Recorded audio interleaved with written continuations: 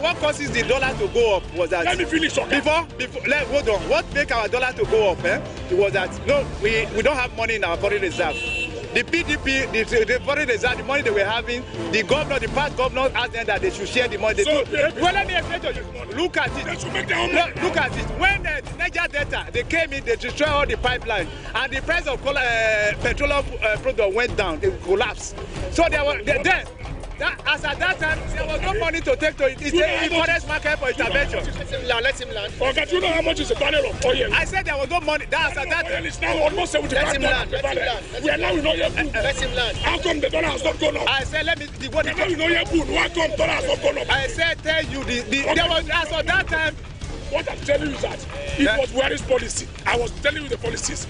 That was the starting point of Nigerian problems. Buhari, stop.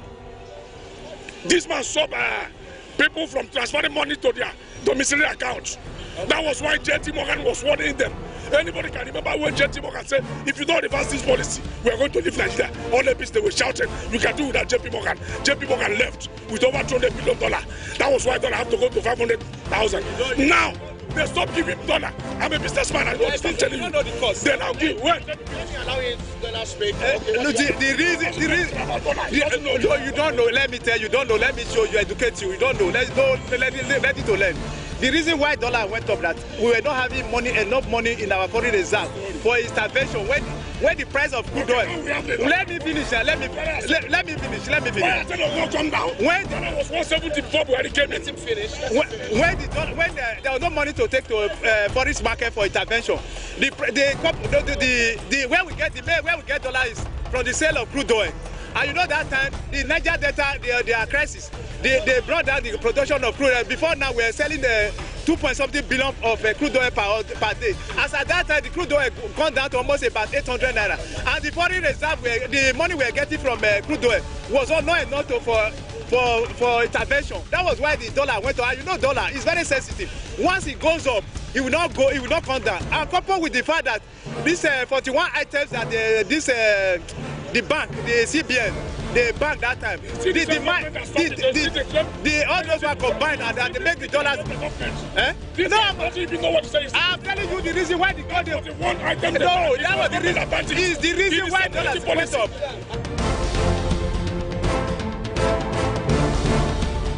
Today now we have about 40-something billion naira. So how does if TVnews.com. Click on Live TV on our website and watch us live. Hello and welcome to CoreTV Primetime News Broadcast. To follow us on Twitter, click on Twitter icon on our website.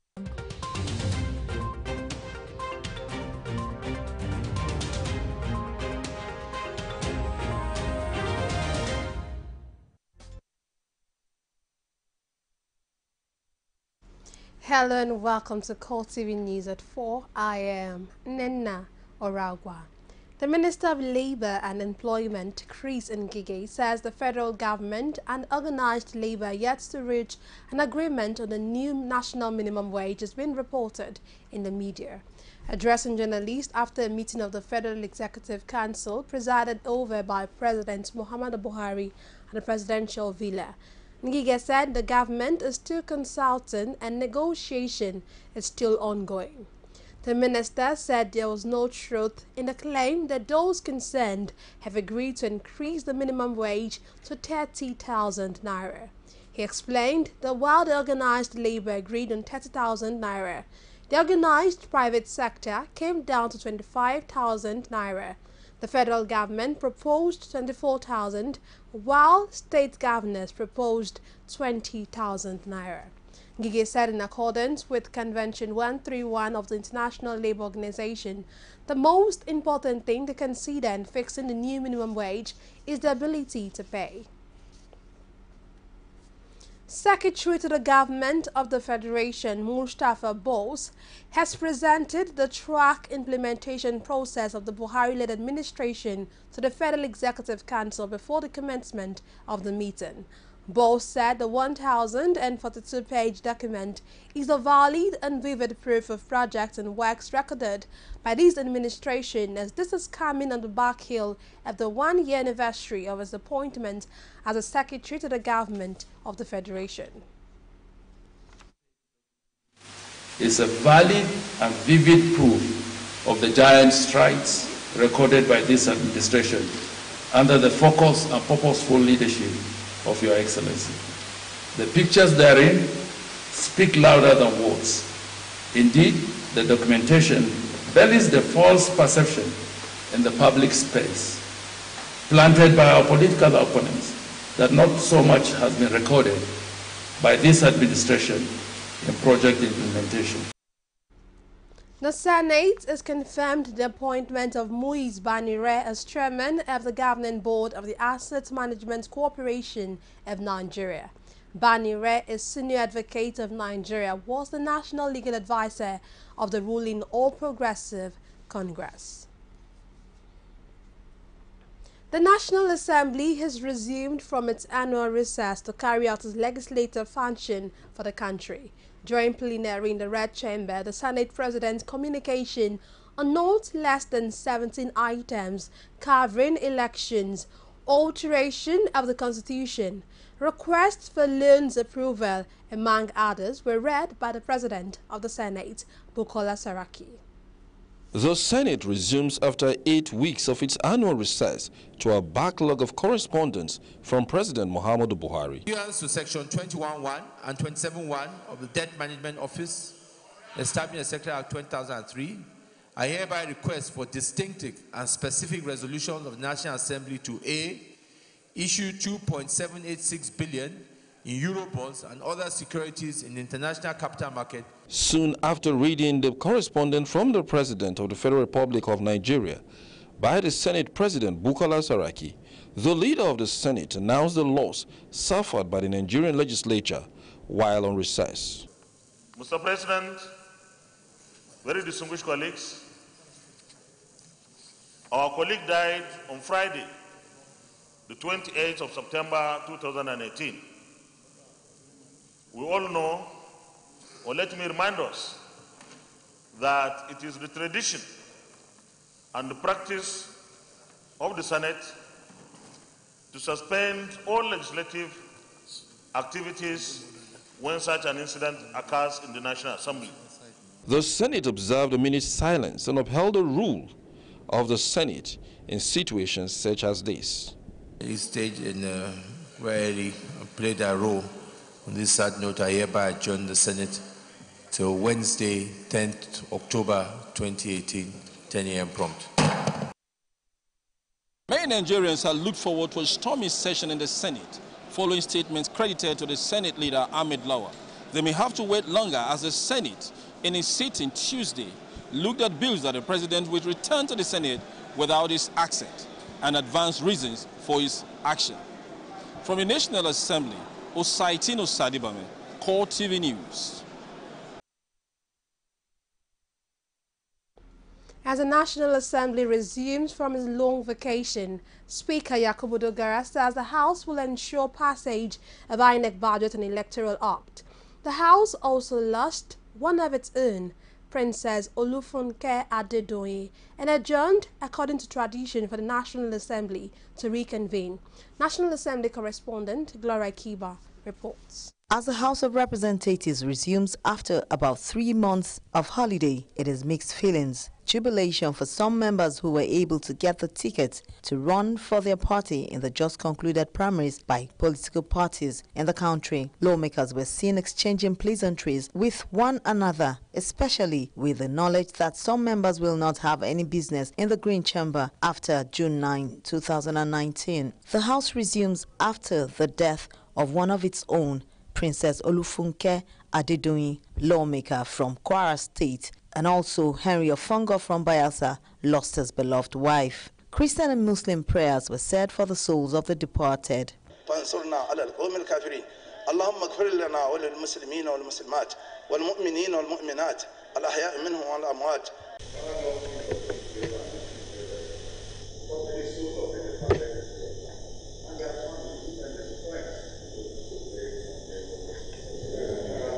Speaker Yakubu Dogara signs the condolence register, describes the late Olufunke Adedoyin as a dynamic, vibrant lawmaker. She was a wonderful woman, as all of us will attest. Some of you journalists who've been covering events in the House knows that She is a committed member. She's always on the floor of the House when health challenges permitted, and she was a very cerebral contributor to debates, a very effective politician, someone who devoted her entire lifetime to public service, and we can't be more proud of her accomplishment. The Speaker also assures that the House of Representatives will ensure speedy passage of the INEC Budget and Electoral Act. I can assure you that as soon as we have the reports both from the committees, hopefully within the week, in no time we should be able to deal with these issues relating to elections, whether it's the Electoral Act, whether it's the funding for INEC. Will ensure that the appropriate funding levels are approved for INEC and the Electoral Act is passed in no time, even if it means doing it within a day. We are committed to doing it because the only thing that guarantees democracy is fair and transparent and credible elections. According to tradition, the House adjourned to reconvene by 11 a.m. on October 10, 2018. Clara Kiba, CoreTV News, Abuja. Legislative aides working with senators and members of the House of Representatives staged a protest over non-payment of the September salary and over 3 years duty tar allowance. These aides say the protest will continue until their demands are met by the leadership of the National Assembly. Correspondent Gloria Kiva reports.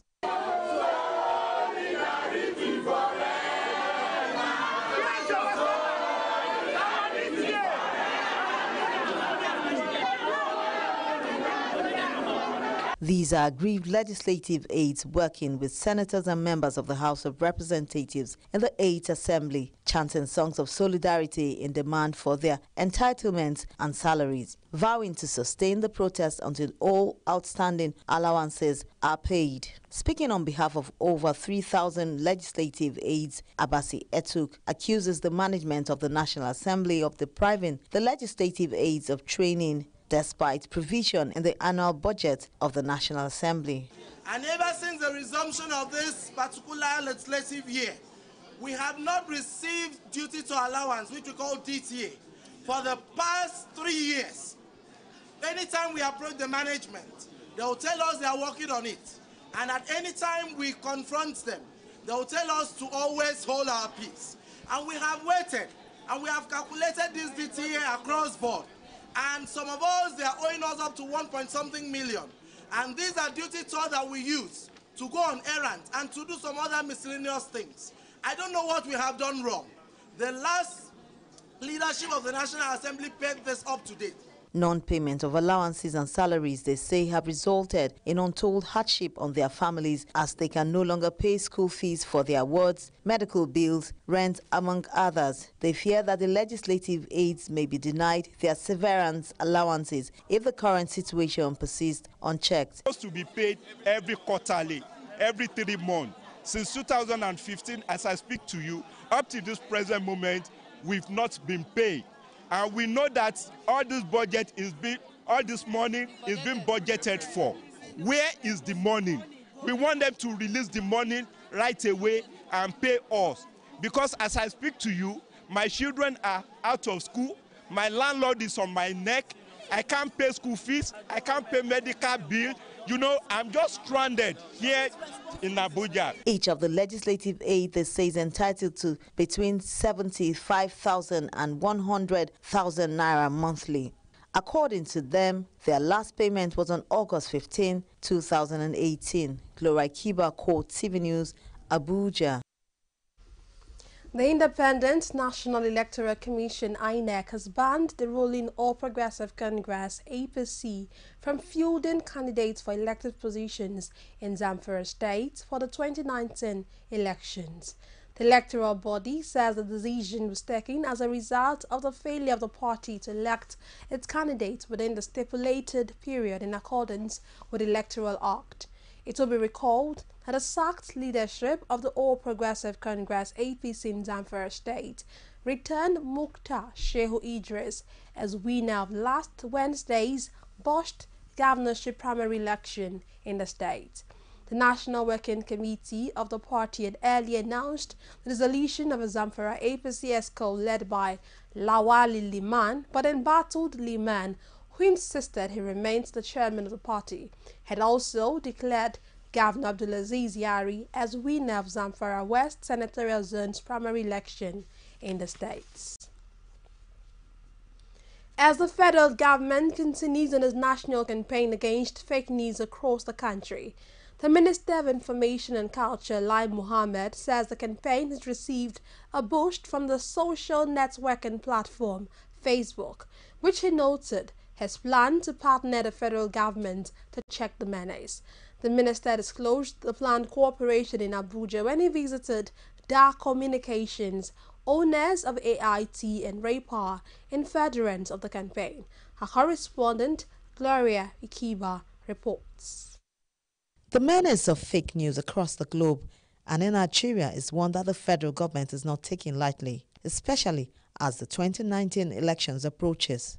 And in order to curb ethnic, religious divides among others that are raising their ugly heads, the federal government launched the national campaign against fake news on 11th July 2018. And this has succeeded in bringing the phenomenon to the front burner of national discourse. From the time we launched the campaign, in the 11th of July, there have been national discourses, even workshops against fake news. And only recently, Facebook, the social networking web platform, has indicated its interest also to along with other policymakers come and have discussions with us on how to combat the menace of fake news. And this, we believe, is a major step forward. And I think when we get serious achievement in this national campaign against fake. Fake news is a global observable fact, and different countries are adopting various measures to tackle the menace. The government has decided to appeal to the sense of responsibility of media practitioners, bloggers, and social media influencers instead of engaging in coercion or censorship. If left unchecked, fake news has the capacity to disrupt the peace and unity of the country, and it is also a clear and present danger to the nation's democracy.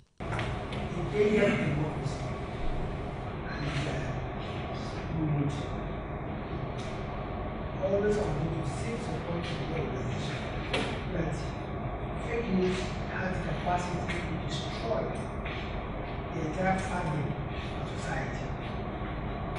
There's no better time to intensify this campaign, especially as we approach the 2019 general elections. The element of democracy will definitely exploit the phenomenon of fake news even more than before. It is all commendation to the federal government for embarking on the campaign to minimize the dangers of fake news for the unity and security of the country. It is a pledge to the readiness of Dark Communication to partner with the Ministry of Information and Culture to check the excesses of fake news. Every second or by the minute, you find that something drops on your telephone, on your iPad, on your computer, and you begin to wonder, could this be real? Some of them are national issues, some are international issues, and each time you carry out some due diligence, you find that more often than not, they are not true. And so you begin to ask yourself, who are these people who are behind this culture of fake news that has gained so much acceptability globally? The campaign against fake news could not have come at a better time, considering that the 2019 general elections are fast approaching and enemies of democracy will latch on it to wreak havoc. Gloria Kiba, CoreTV News, Abuja.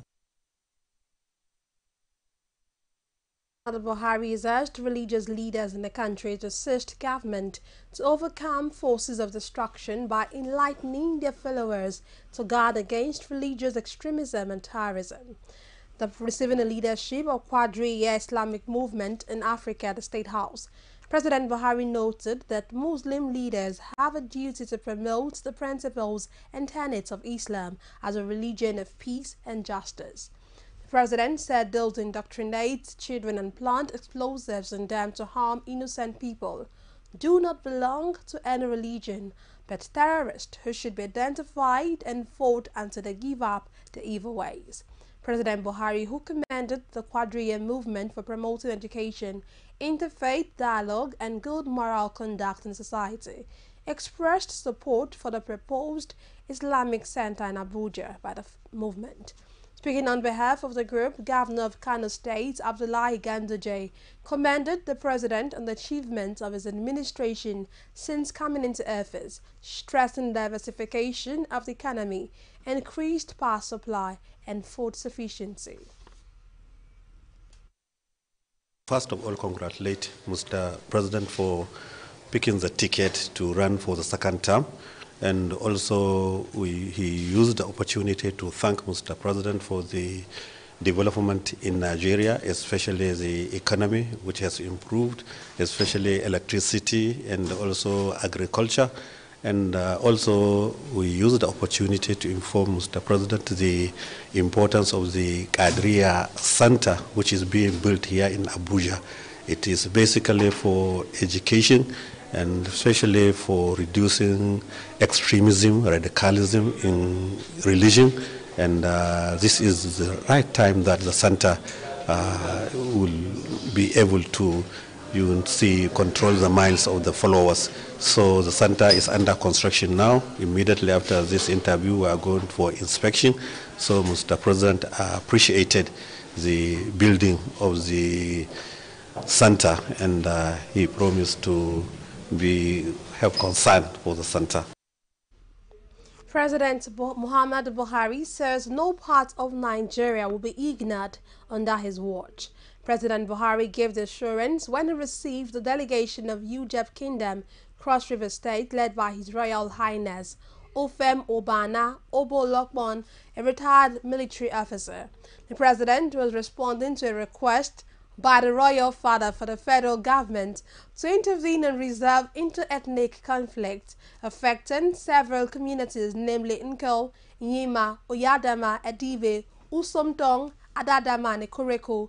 National ruler thanked the president for appointing Yakub sons into exalted positions in government, including Chief of Naval Staff, Minister of Niger Delta, and Special Assistant to the President on Prosecution.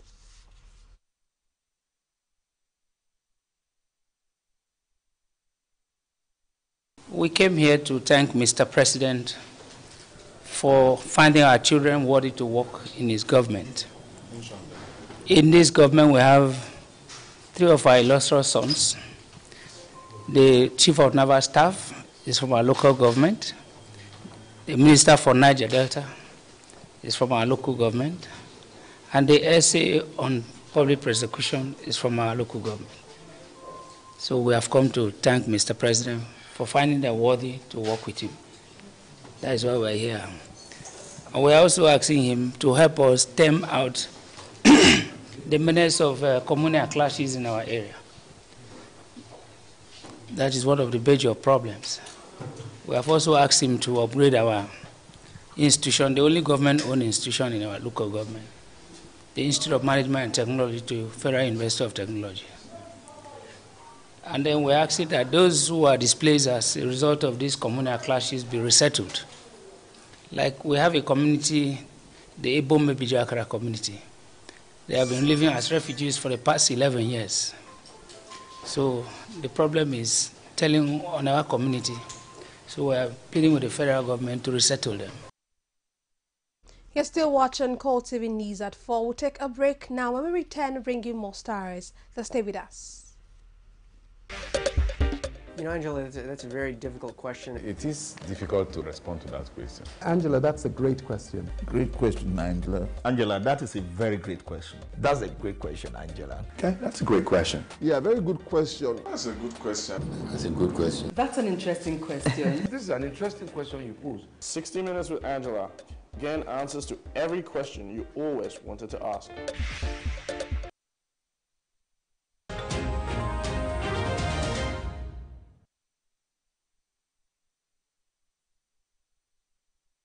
Glad to have you back.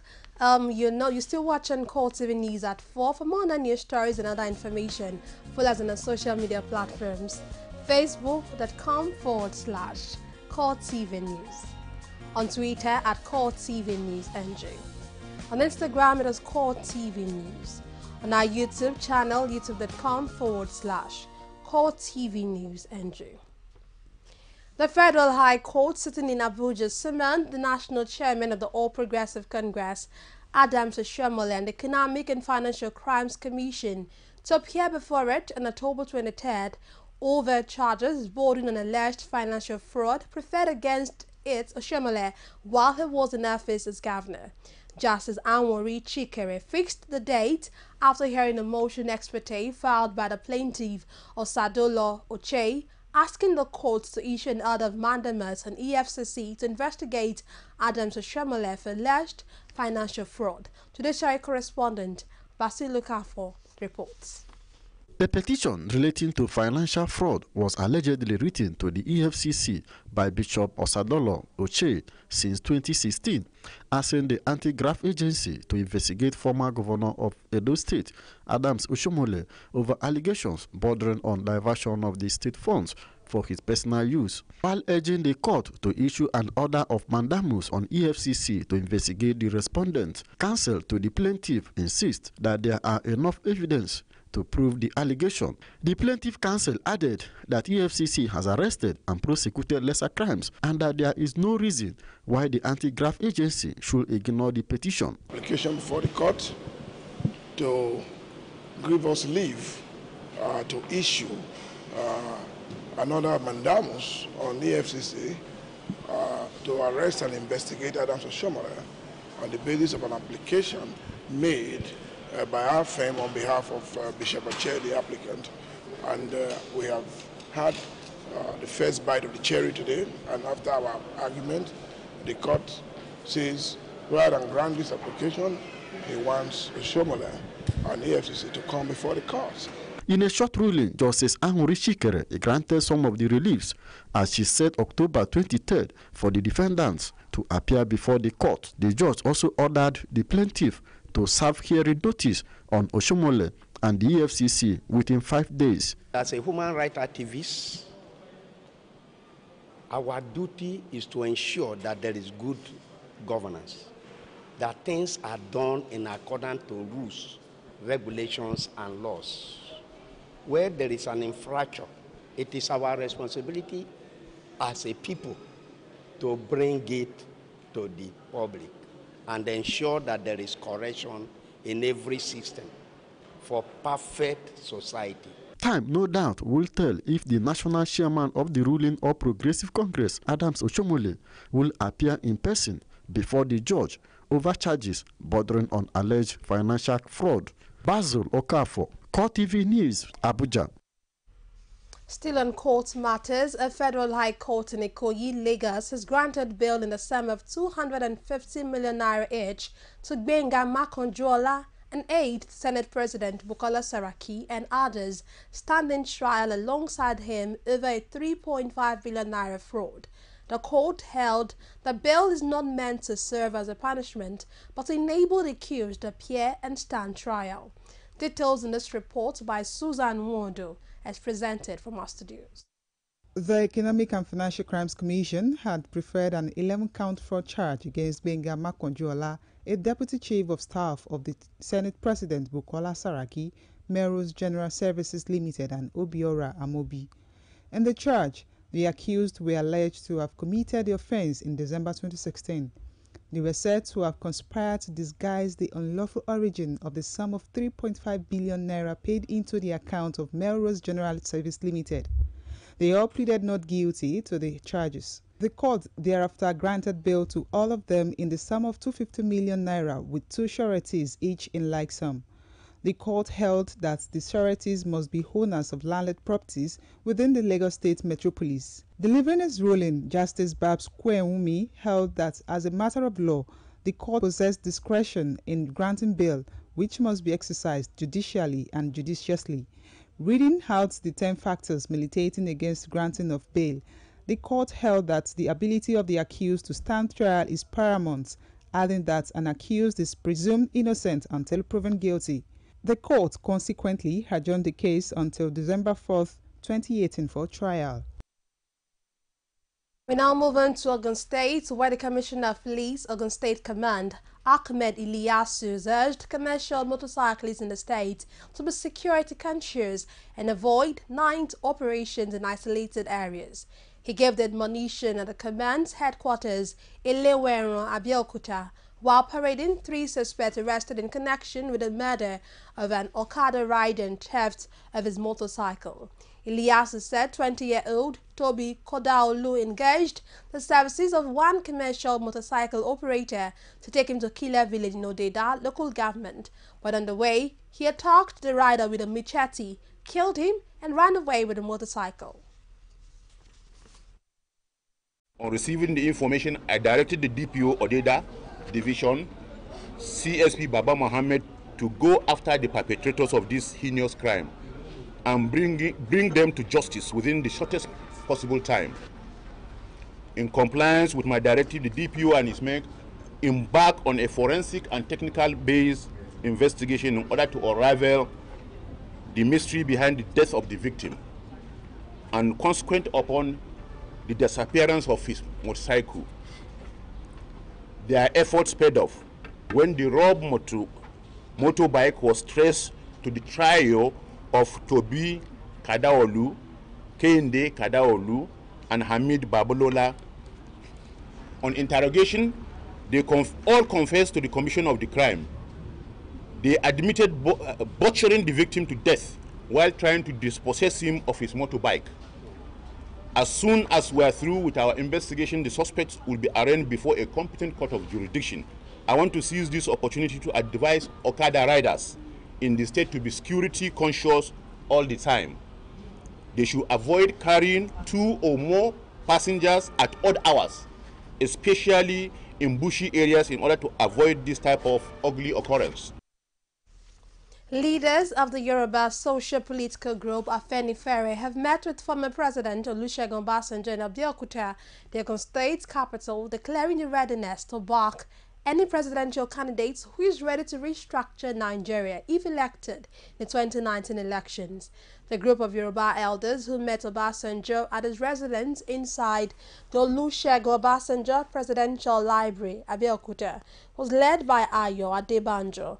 In the entourage are Femi Okuromi, Banji Akintoye, Dupe Adelaja, Tokunbo Awolowo Dosunmu, Oladipo Olaitan, Amos Akingba, and Olagunsoye Oyinlola.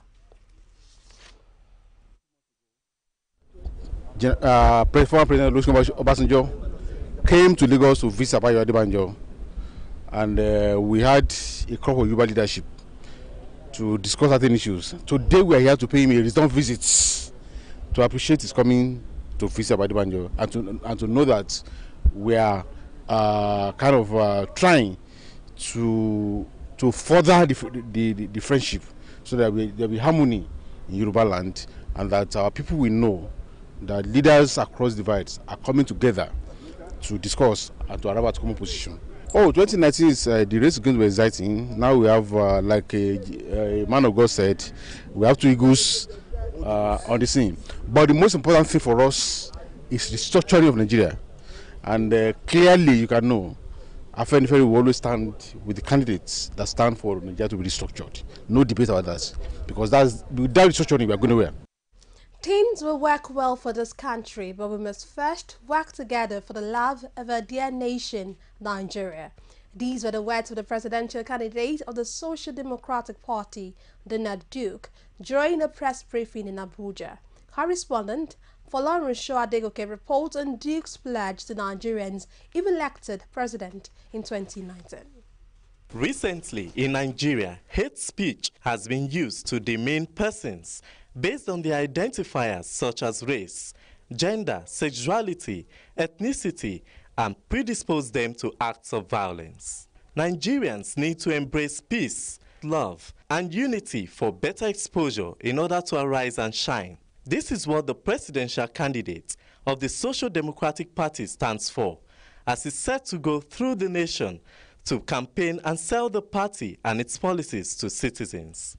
with him is that pillar who has served as a beacon and also a committed and a great symbol of womanhood in this country, who we believe mobilized the Nigerian woman fold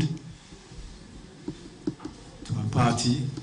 And of course, by the time we take over power, by the grace of God, we also mobilize them in the task of nation building, of national development. Symptoms are a lack of justice in our society. You cannot have a society that is devoid of justice. It cannot work. And a failure to create an environment where our productivity is brought to the fore. Our economic policies are devoid of growth. Productivity would grow the nation from strength to strength. This is what Donald Duke hopes to achieve if he wins the 2019 general elections. In July, we have had administrations over and over again, but rather than deal with the kernel of the problem, the real issues that affect us, they deal with the symptoms. So they deal with corruption, insecurity, and things like that. Those are symptoms of a deeper problem. And until you deal with the problem itself, the symptoms will always be there. It's like, and doctors will appreciate this, if a patient comes to you constantly complaining of headache, that is a symptom of a deeper problem, and you've got to find out why the headache is there. It could be a tumor in the brain, it could be high blood pressure, it could be one thing or the other. Until you deal with that problem, the symptoms, which are just a headache, which should actually tell you that there's a problem, would be a recurring issue. So, a nation without love and justice as pillars is bound to fail. But in order to revive Nigeria, leaders should ensure that diversity becomes the strength, which will make national development a possibility. Folonsho Adegoke, CoreTV News, Abuja. The present situation where youth are excluded from participation in leadership roles in Nigeria is an unhealthy phenomenon. A professor of psychology, Samuel Fasomi, disclosed this while speaking at the Youth Summit in Ilara Mokin in Ondo State. Details in this report from Rabiu Sheu Quadri, presented from our studios. With the 2019 election just a matter of months away, stakeholders across the nation have started a sensitization drive to ensure that the elections go without incidents. This forum in Ilara Mokin, Ondo State, is one of such measures being taken to ensure that youth who are the leaders of tomorrow understand the need for a free, fair, credible and violence-free polls. The guest speaker for the summit, a professor of psychology, Samuel Fasomi, believed the non-involvement of Nigerian youth in leadership role is a critical, unhealthy phenomenon. And gentlemen, an angry youth is an angry youth. Any economic equation that puts the good living of citizenry at a reduced constant is an invitation to terrible anarchy. I want to tell you, if the present economic situation persists in Nigeria, in the next 6 months, I doubt if the country will be able to survive it. I made the implications. The convener of the summit, Akinyemi Olowokere, said the theme is adopted to engage the Nigerian youth on the need for purposeful life free of violence. He added that this is also to ensure they understand the importance of participating in politics as leaders and not political thugs. I believe that the youth of Nigeria, we are the ones that can provide solution to some of the problems facing the country. I believe that we have the capacity to make the country work and to make Nigeria to be peaceful. One of the participants, Rukayat Ibrahim, said it is high time Nigerian youth rose up and take over leadership roles and stop dreaming of being the leaders of tomorrow. Like the youths we are lacking. We need like this type of association, if it can be going round, because from Kano, when I was coming, they were like going to the west, it's something else. If they can take it to maybe state to state or region to region, so that other people can come in, we know each other, and you say what you are liking. We need, as in the youth, also to be a leader.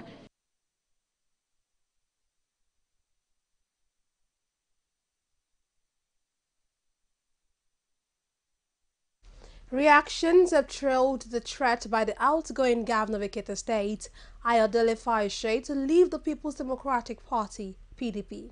The threat came in the aftermath of PDP's elective national convention in Port Harcourt, Rivers State, where former Vice President Atiku Abubakar emerged presidential flag bearer of the party. Correspondent Sheyi Fanimo has details of the story presented from our studio. Following the threat by Ekiti State Governor Ayodele Fayose to dump the People's Democratic Party after the party's convention, where he complained of being sidelined, many Nigerians are expressing different opinions. Some Lagosians who spoke to CoreTV News say Fayose has every right to decide where his political future lies. They added that though he has not officially announced his exit from the PDP, he reserves the right to do whatever he feels is right for his political future. Democracy is a free world. You rule not by threatening. You don't threaten anybody. You don't threaten the party. You don't threaten the head. Anyway, it's a character known with Fayose. But then, for PDP, if he threatens to dump them, I don't think they will lose anything. And I'm not sure if any party that has anything to do, we want to make Fayose, we welcome Fayose. So his threatening has nothing to do with democracy. It's his personal lifestyle, which is not part of democracy. So I object to that kind of lifestyle. So on what Fayose said, or what he alleged to have said, really, I believe they'll sort themselves out. That's what I believe, really. Because there's really nothing to talk about. So anything I say is just mere speculation. He has only threatened anyway, so he has not done what he has said he wants to do. But even if it's true, whatever the case is, they will sort themselves out. But for this respondent, the party needs to take care of its own. He said in addition that Fayose was there for the PDP in troubled times. Governor Fayose is still the sitting governor, despite losing the state. But I felt he also felt he was there during when nobody was in the polity. When the polity was hit and there was nobody around, he was the only man standing. You know, he fought, he stood with the PDP. You know, when the things was apart, he was there. So now that when he's now there and people have found out that PDP is now coming together and they now want to take over the whole stance and push him aside. So so if he really show how he feel, I don't think there's anything bad in it.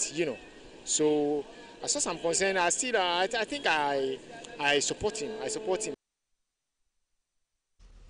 Students from Enugu State have emerged winners of the 2018 Nigerian National Petroleum Corporation's National Science Quiz Competition, while students from Ogun State clinched second position. Speaking at the event in Abuja, the Group Managing Director of NNPC, Mekanchi Baru, said the science quiz competition is to prepare the students for promotional and qualifying examinations. Correspondent Kikela Malkere reports. It is quite a long race for participants from 774 local government areas across the country. It is a major component of NNPC corporate social responsibility activities in the education sector, binding its philosophy of using the study of science, technology, engineering and mathematics as a point for effective participation in the nation building. Promotion of science education in the country. Of course, you could see in some of the participants, because arts is more natural. One of them is actually teaching music and playing on the violin. It's also to encourage students in the study of STEM-related subjects like science, technology, engineering, and mathematics. Today, I urge the students to obviously work very hard to be the very best so that you appear in the next promo videos that will be shot and tell us what you're doing. But winning must not be at all cost. The difficulty in this country sometimes is that we turn the art of winning into a warfare. And we need to begin to migrate away from that.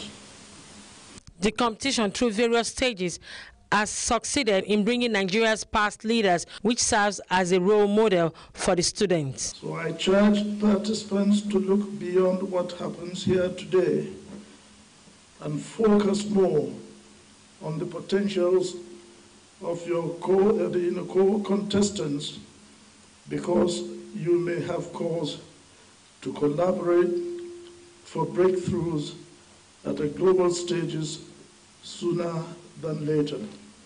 To observe that the essential philosophy of this national service quiz competition is rooted on the desire to ensure that the production line of highly skilled labor remains intact and prolific. Some of the students aired their views about the competition, while some exercised fear at the beginning of the quiz competition. I'd like to thank them for giving me this opportunity.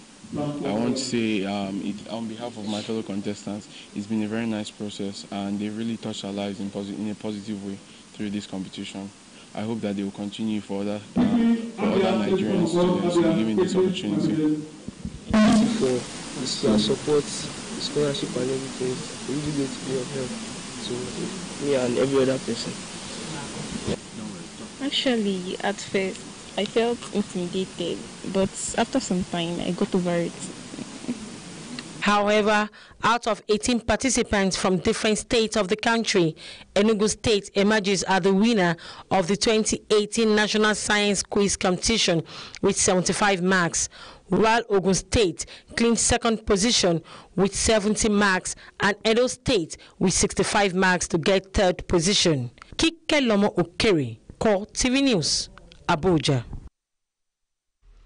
Away from our local stories, now move on to the foreign scene. Maldives President Abdullah Yameen has filed a court challenge against his election laws, citing a lot of complaints from supporters. The president's lawyer, Mohammed Salim, said the complaint was filed at the island nation Supreme Court. Yameen lost the September 23 election by a 16% margin to opposition leader Ibrahim Mohammed Soli in an outcome hailed as a win for democracy in the crisis-hit Indian Ocean. The result was widely accepted, including by the United States, China, India, and the European Union. Yameen conceded defeat a day after the election, but has since alleged widespread irregularities in the votes. And that's it on CoreTV News at 4. Thank you very much for staying with us. I am Nena Oragwa. Good evening.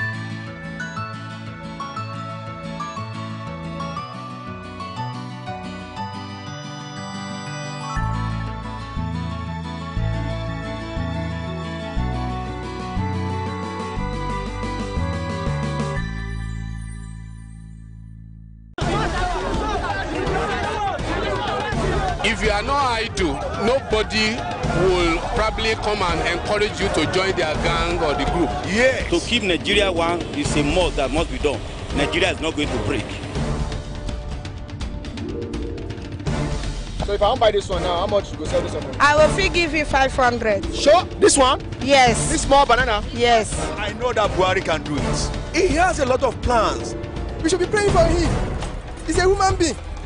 Anything can happen to anybody.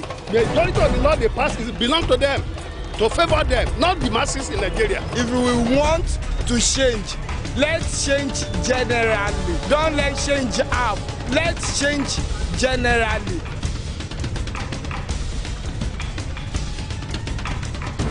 The people giving voice to the voiceless. Another episode of your darling program, The People. I'm your host, Emmanuel Ajayi, on the street, feeling the pulse of the Nigerians on topical matters. This time around, we're talking concerning the PVC, that is the permanent voter card, and the issue of vote selling.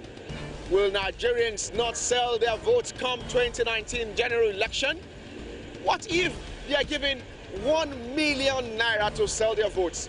Are they sure that they will not sell their vote come this particular election? Well, on the streets, feeling the pulse of Nigerians on this matter. Let's hit the street to feel the pulse of Nigerians on what they are saying. If they will not sell their votes for 1 million naira, don't tell anyone that I told you that to see more on the street.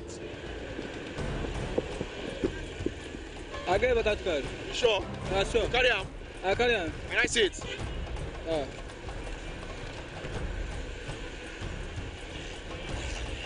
Hey, now your voter card with this. Let me say you be confirmed Nigeria now. I confirm Nigeria now. That's good. Say that means say you go vote for 2019. I go vote. So what is 60 Minutes with Angela all about? It's not an interview.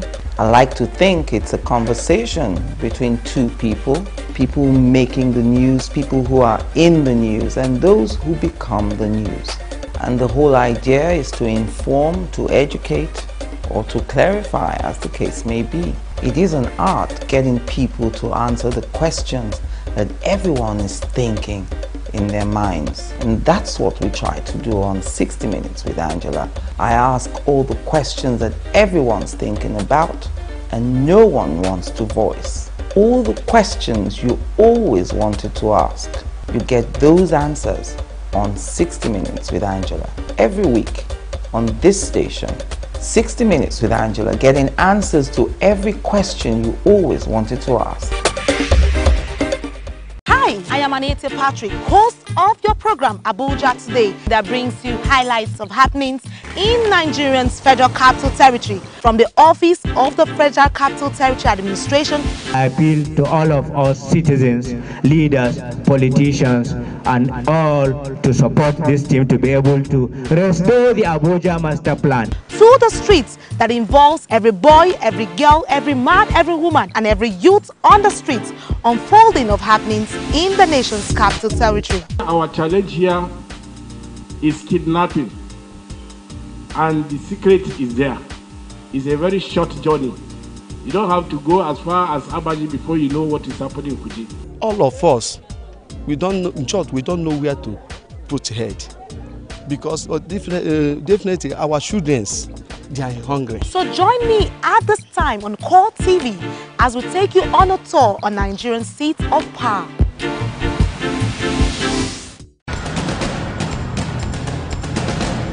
Democracy allows for fair hearing.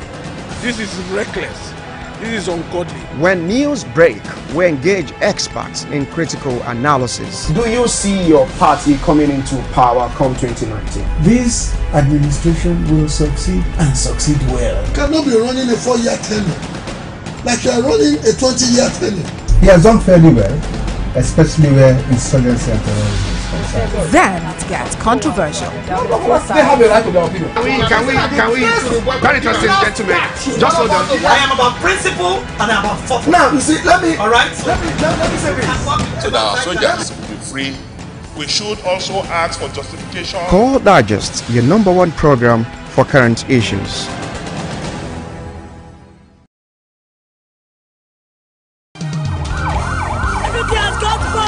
CoreTV News now live on all Androids. Hello and welcome. This is CoreTV. Download CoreTV News app from your Play Store. Click on the menu to see all our top stories from politics, sports, business, foreign news and live TV to watch us live on your mobile. I want to know why I should be believing them. You can also click on video to see all our YouTube videos. CoreTV News, a 24-hour news station. This is what infrastructure is the backbone of development, which explains the Buhari government's effort at bridging the facility gap. Infrastructure Weekly is a television package designed to bring you latest information on hundreds of development projects going on in various sectors all over the nation. There is no state in Nigeria today where you will not see our contractors busy at work. Power generation, rural electrification, road rehabilitations, national housing scheme, construction of roads and rail lines across the country, you name it. We are now able to produce 7,000 megawatt of power. That is no longer debatable.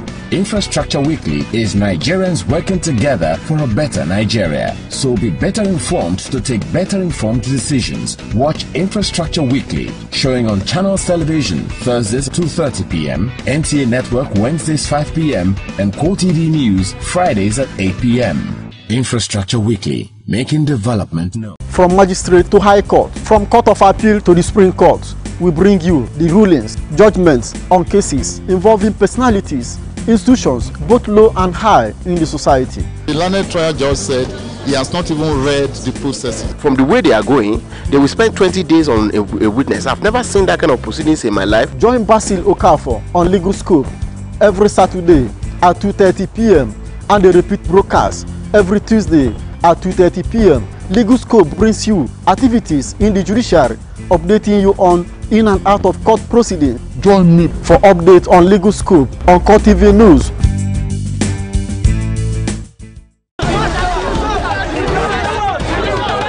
If you are not idle, nobody will probably come and encourage you to join their gang or the group. Yes. To keep Nigeria one is a must that must be done. Nigeria is not going to break. So if I want to buy this one now, how much you go sell this one? I will free give you 500. Sure? This one? Yes. This small banana? Yes. I know that Buhari can do it. He has a lot of plans. We should be praying for him. He's a human being. Anything can happen to anybody. The majority of the law they pass belongs to them, to favor them, not the masses in Nigeria. If we want to change, let's change generally. Don't let change up. Let's change generally.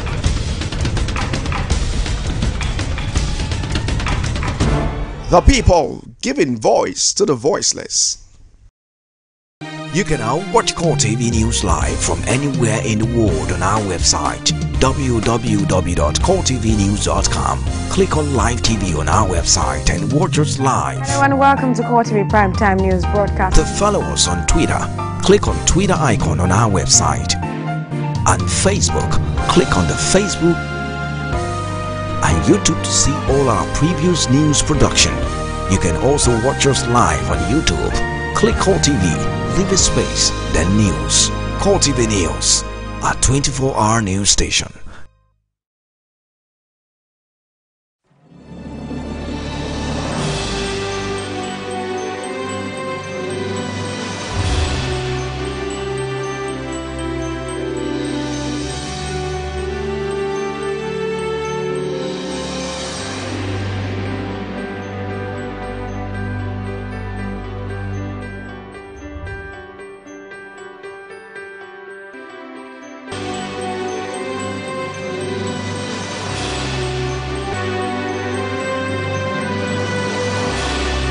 The strike embarked upon by Nigerian Labour Congress (NLC) and its affiliate unions recorded total success in the judiciary. A visit to some courts in the Federal Capital Territory showed that judiciary workers did not attend to lawyers who came to file cases or for hearing of their cases. In the course of this program, we'll also bring you some development see trending in the legal circle. Welcome. I'm Basil Okafor. Stay tuned for details. The organized labor had issued a directive for a nationwide warning strike to press home its demand for a new minimum wage. The first day of this warning strike recorded a total success in the judiciary, and the visit to some of the courts proved this. We'll bring you also some events that happened after the court vacation. The strike ordered by the organized labor unions to press home their demand for a new minimum wage has paralyzed activities at different courts in the Federal Capital Territory. A visit to some of the courts shows that litigants and other people were not allowed into the court premises, where some security personnel were seen manning the gate to some of the courts. On a normal working day, this Federal High Court is always a beehive of activities, but that is not the case today, as some of the lawyers who came to file cases or for hearing of their cases were not allowed into the courts. The shutdown of the courts in compliance with the nationwide warning strike has, however, affected some cases slated for hearing. One of them being the judgment in the case instituted by the Inspector General of Police against his invitation by the Senate.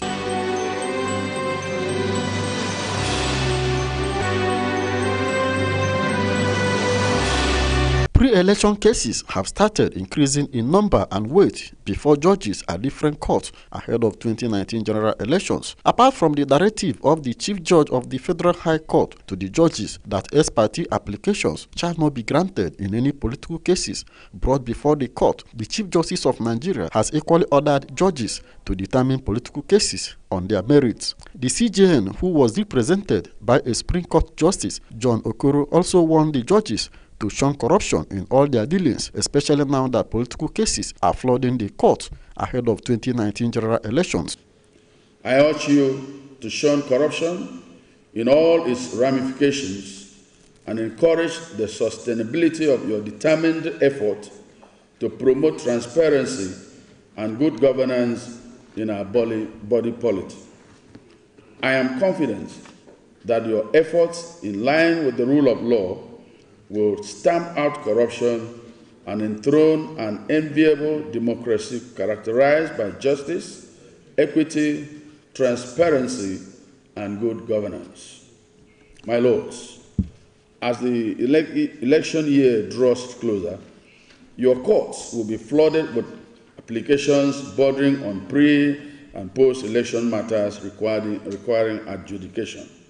No doubt, election litigation is an inevitable part of the electoral process. While INEC has the responsibility to conduct and manage elections, the judiciary, on its part, is charged with the responsibility of resolving disputes arising from the process. We must therefore ensure that matters brought before our courts are determined on their merits, devoid of any external interference, to ensure the sustenance of the independence of the judiciary. Speaking at the conference, the Chief Justice of the Federal High Court applauded the appointment of 9 new judges to the court, saying that they will help to dispose over 100,000 cases pending in the court. The areas of our jurisdiction. It is hoped that the eventual appointment of 9 new judges to the Federal High Court bench in June this year will help in disposing over 100 cases pending in our courts across the country. It is our hope that more judges will be appointed in the course of this administration to further reduce the ever-increasing workload. The purpose of this conference is to take stock and appraise our judicial functions in the previous year and to resolve knotty issues which may have arisen after the previous legal year. Thereafter, we rededicate ourselves to the law and the Constitution and continue to carry out our functions fearlessly. I wish again to advise your lordships, particularly the new judges, never to grant ex parte orders unless in exceptional cases. I believe that it is better to hear all sides before a decision is taken, and with that there will be less controversy in the adjudication process. It is important that extra care is taken in handling these political cases because of their nature. actions or inactions by a judge, no matter how honestly done, is capable of misinterpretation. It is therefore necessary and important that we guard our lawyers in order not to be caught unawares. We have in addition invited experts in various key areas of law to talk to our judges on the recent developments in their fields to keep our judges up to date. According to the organizers, the conference is put together to enable the judges to appraise their judicial functions in the previous legal year and make amends where necessary.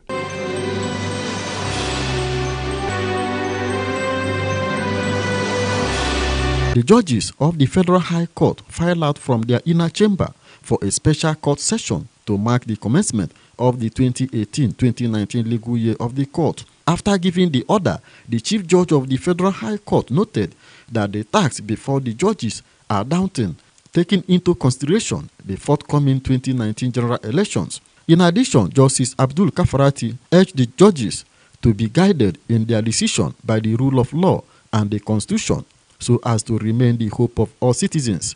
I have also resolved that just like they did, I will also leave a footprint in the sands of time when the history of the court is read despite shortness of time.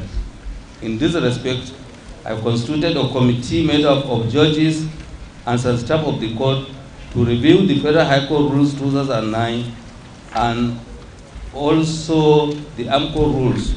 The Attorney General of the Federation and Minister of Justice, Abaka Malami, who was represented by the Solicitor General of the Federation, Dayo Abata, also suggested that the court in the discharge of its duties must always strike the balance between personal rights of litigants and the overall good of society. On his part, President of the Nigerian Bar Association, Paul Usoro, while reiterating the loyalty and faithfulness of lawyers in the Temple of Justice, commended the court for being brave and fearless when it matters most. As we go into another season of elections with its attendant contentions and cases, we respectfully urge your lordships to always keep in mind the weighty responsibilities that rest on your lordships' shoulders to continually save us from ourselves through your lordships' pronouncements, which in no small measure assist in maintaining the peace,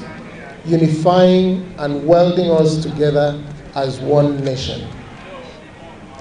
Beyond the pre- and post-election matters, we have historically been faced with constant assaults against the rule of law, and the 2018-2019 legal year will not be an exception. To be sure, Nigeria is not an exception in this regard. Even the most advanced democracies periodically face the same dangers of rule of law degradation. Eternal vigilance at all times is the price we pay and the key to warding off these dangers to the rule of law. I, of course, state the obvious, to wit, that the courts occupy a prime position in maintaining that defensive and protective bulwark against the degradation of the rule of law. And of course, for the avoidance of doubts, we must most humbly and respectfully mention here that the rule of law is that superstructure from which all other policies, governance principles, positions, and rights take their compass and direction. It is superarching in nature and determines the direction and focus of every other issue. The converse of the rule of law is anarchy. Little wonder then that the Nigerian Bar Association is wedded to the promotion and protection of the rule of law. The event attracted legal luminaries, including retired judges, to the occasion, marking another legal year of the court.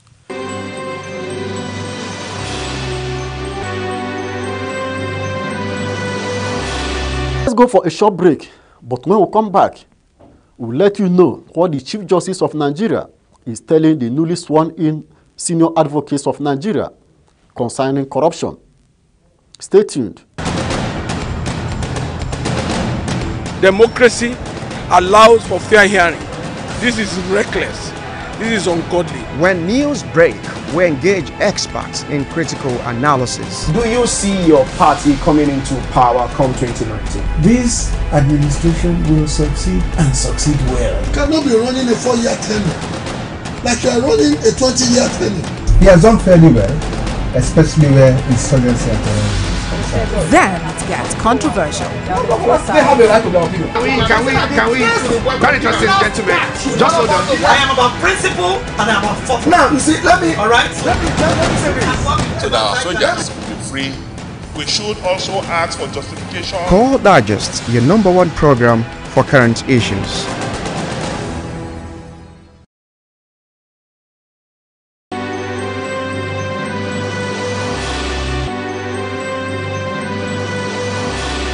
Welcome back. The Chief Justice of Nigeria, Justice Walter Onoge, has warned the newly sworn-in senior advocates of Nigeria to shun corruption or face the consequences of losing the privilege. Onoge gave the warning in Abuja at a special session to mark the commencement of the 2018-2019 legal year of the Supreme Court. The rank of senior advocate of Nigeria is considered among lawyers to be the zenith of the legal practice and the highest honor conferred by noble profession in Nigeria. This set of legal practitioners are here with their well-wishers for conferment of the rank after taking their oath to abide by the ethics of the profession. The Chief Justice of Nigeria warned that the system will not hesitate to withdraw this privilege from anyone who abused the rank. We therefore commence this legal year with renewed hope and vigor, and without any doubt, I want to confidently declare, on behalf of my learned brothers, that the Supreme Court will remain at the vanguard of the protection of democracy, human rights, rule of law, and expeditious dispensation of justice. This can only be translated to reality. The rank, according to legal experts, is a rare privilege bestowed on deserving members of the bar who have distinguished themselves in the knowledge, practice, and contribution to the law after passing through rigorous processes. I am happy to further inform you that in response to advocacy of the concerned stakeholders, the federal government is currently in the process of constituting an implementation committee to monitor the institutionalization of this revolutionary step in order to ensure that its good intentions are not truncated by the state level. Today, our country faces another cycle of potential legal contests arising from opposing political and constitutional views among political practitioners, particularly as we approach the 2019 general election. In view of the judicial's role as the ultimate arbiter of disputes in a democratic polity, there's no doubt that our various courts, including the Supreme Court, will be required in coming days and months to urgently and equitably adjudicate on various matters. For those who engage in those practices, it bears pointing out that the privilege of wearing the rank is not unconditional. It is indeed conditional and is anchored on the continued good behavior of the senior advocate of Nigeria. As you are all aware, the rank could be suspended and or withdrawn on account of bad behavior or professional misconduct. We have all seen this happen in recent times. For the avoidance of doubts, the right of the LPPC to suspend and or withdraw the rank is incorporated into the guidelines for the conferment of the rank of Senior Advocates of Nigeria 2018, as may be reviewed and revised by the LPPC from time to time. If you are one of those persons who may be tempted to indulge in bad behavior after your elevation today, I respectfully admonish you to go back and very carefully read and assimilate the recently published guidelines, and note in particular the fact that it is the prerogative of the LPPC to withdraw and or suspend the rank for bad behavior. The Legal Practitioners Privileges Committee had on July 12 elevated the legal practitioners to the rank of Senior Advocate of Nigeria.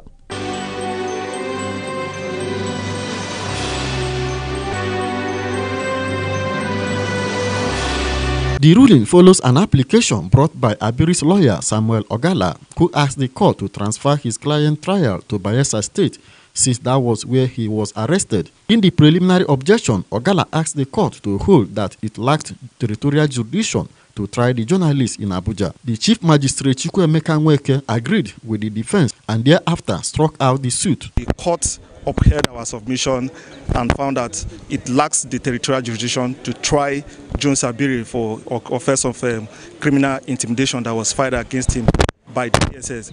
The implication is that Jones Abiri is a free man. Before the federal government arraigned Abiri before the magistrate court in Abuja, he was detained by DSS for 2 years without trial. He was granted bail after government charged him to court following a public outcry. After the court reviewed his initial bail conditions, he was released on August 15, having met the new conditions. Similarly, a federal high court in Abuja had, in a separate but related case, awarded Abiri 10 million naira judgment against the DSS for the 2 years detention without trial. I'm thankful to the legal team of Femi Falana. Speaking on Abiri's trial, the chief magistrate said the offense he is accused of is criminal intimidation under the Criminal Code Act and was allegedly committed in Bayelsa State outside the territorial jurisdiction of the court.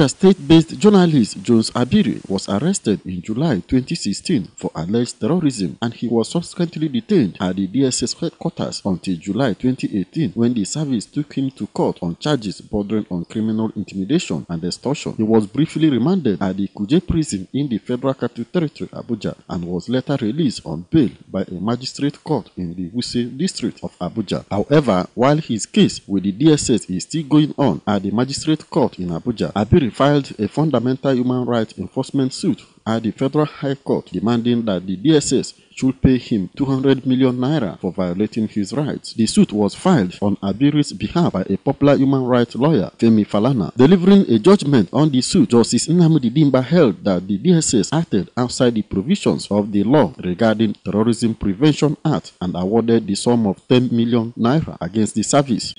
We are satisfied with the judgment. It is in the discretion of the court to grant award of damages, and the court felt that 10 million was enough award of damages for Jones Abiri, and we are satisfied with that. The most important thing is that the court has affirmed that his detention for 2 years is illegal and a breach of his fundamental human rights. The court heard in our case and then obtained the submissions of the defendants that their detention of Jones Abiri for 2 years was legal and justified. The court this morning has set that aside and has declared that his detention is a breach of his fundamental human right, that Jones Abiri should have been charged to court after obtaining his statement sometimes in 2016. He should have been charged to court at that particular point in time. But today the court has upheld that his detention was illegal and unjustified. Let's go for another short break, but when we come back, we'll take you to the final laps of this program. Don't go away. Hi, I am Anete Patrick, host of your program Abuja Today, that brings you highlights of happenings in Nigeria's Federal Capital Territory from the Office of the Federal Capital Territory Administration. I appeal to all of us citizens, leaders, politicians, and all to support this team to be able to restore the Abuja Master Plan. Through the streets that involves every boy, every girl, every man, every woman, and every youth on the streets, unfolding of happenings in the nation's capital territory. Our challenge here is kidnapping, and the secret is there. It's a very short journey. You don't have to go as far as Abaji before you know what is happening in Kuji. All of us, we don't know, in short, we don't know where to put head, because definitely our students, they are hungry. So join me at this time on CoreTV as we take you on a tour on Nigerian seats of power.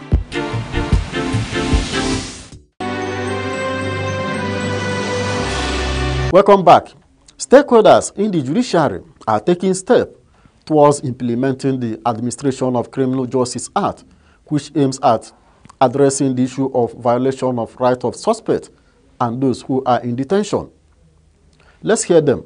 The Administration of Criminal Justice Act was enacted as a result of the challenges faced by the Nigerian criminal justice system, but of what use are laws if no one is making an effort to implement them? It is to that end that we are gathered here today to mark the beginning of the implementation of Section 34 of the Administration of Criminal Justice Act 2015. The Nigerian Constitution provides for the basic human rights of every Nigerian citizen. With emphasis on the word every, this means that every criminal or suspect are entitled to their human rights to a great extent, except otherwise provided for under the same Constitution. We want the public to have faith in the system. When you hear about confessional statements, there shouldn't be a question of whether it was voluntary or not. And also, there should not be a question of torture in police cells or people being detained beyond statutory periods. As a country, we have to continue to try to measure up to international standard and best practices.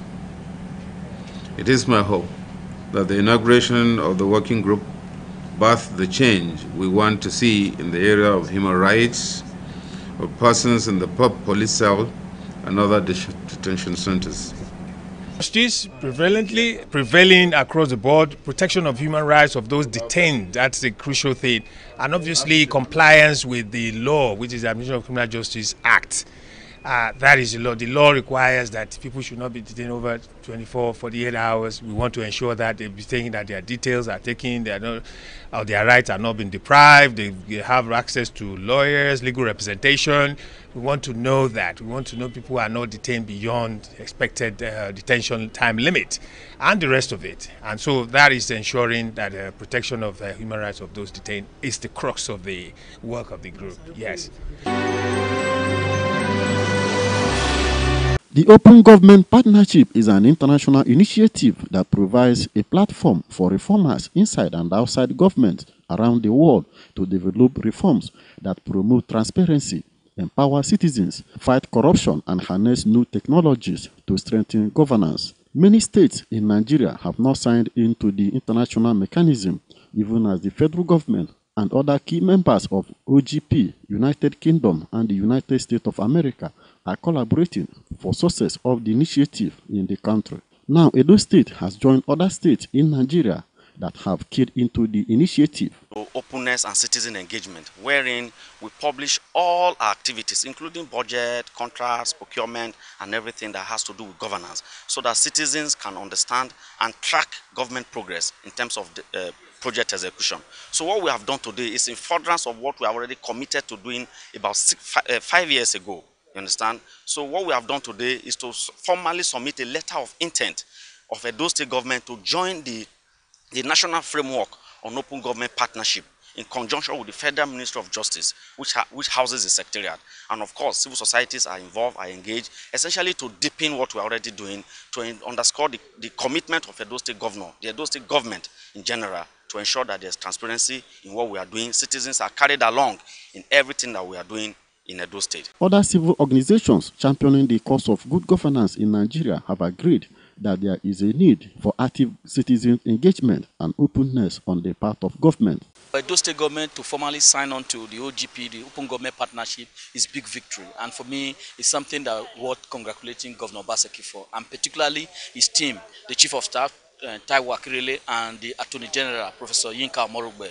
These guys have worked so hard to make this happen. For me, it's a victory. It's something that we must celebrate within the civil society. And now the work begins.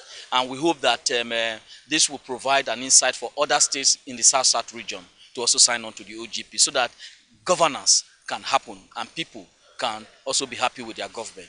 Nigeria joined OGP in 2017, making it the 70th country that belonged to the organization, which has its sole aim of entrenching good governance among member countries.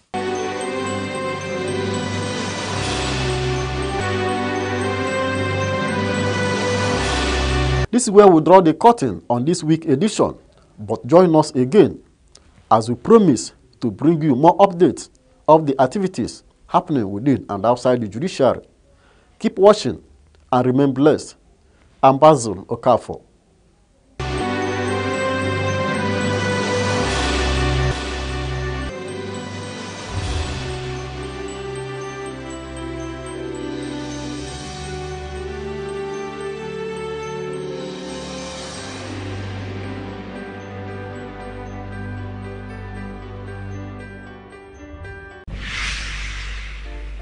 So what is 60 Minutes with Angela all about?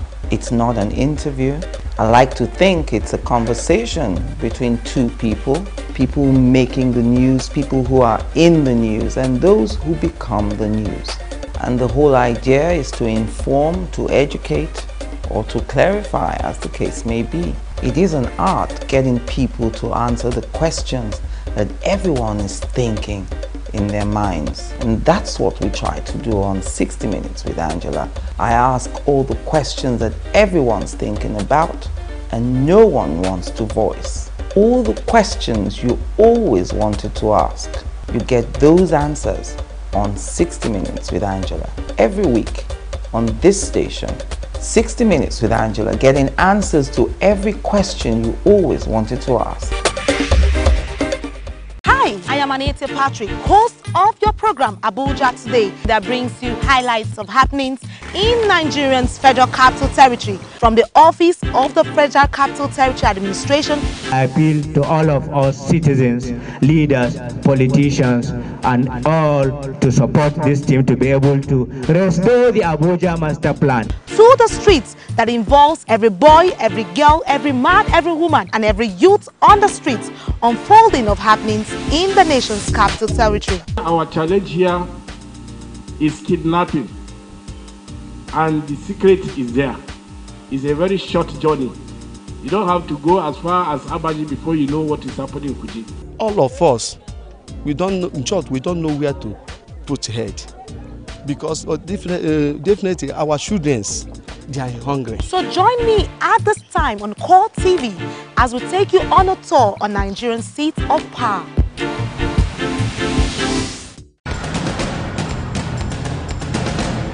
Democracy allows for fair hearing. This is reckless. This is ungodly. When news break, we engage experts in critical analysis. Do you see your party coming into power come 2019? This administration will succeed and succeed well. You cannot be running a 4-year tenure like you are running a 20-year tenure. He has done fairly well, especially where insurgency and terrorism is concerned. Then it gets controversial. They have a right to their opinion.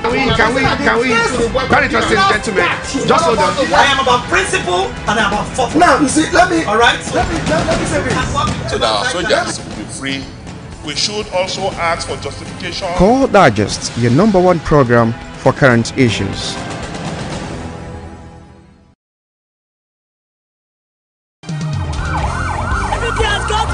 CoreTV News now live on all Androids. Hello and welcome. This is CoreTV. Download CoreTV News app from your Play Store. Click on the menu to see all our top stories from politics, sports, business, foreign news and live TV to watch us live on your mobile. I want to know why I should be believing them. You can also click on video to see all our YouTube videos. CoreTV News, a 24-hour news station. This is what infrastructure is the backbone of development, which explains the Buhari government's effort at bridging the facility gap.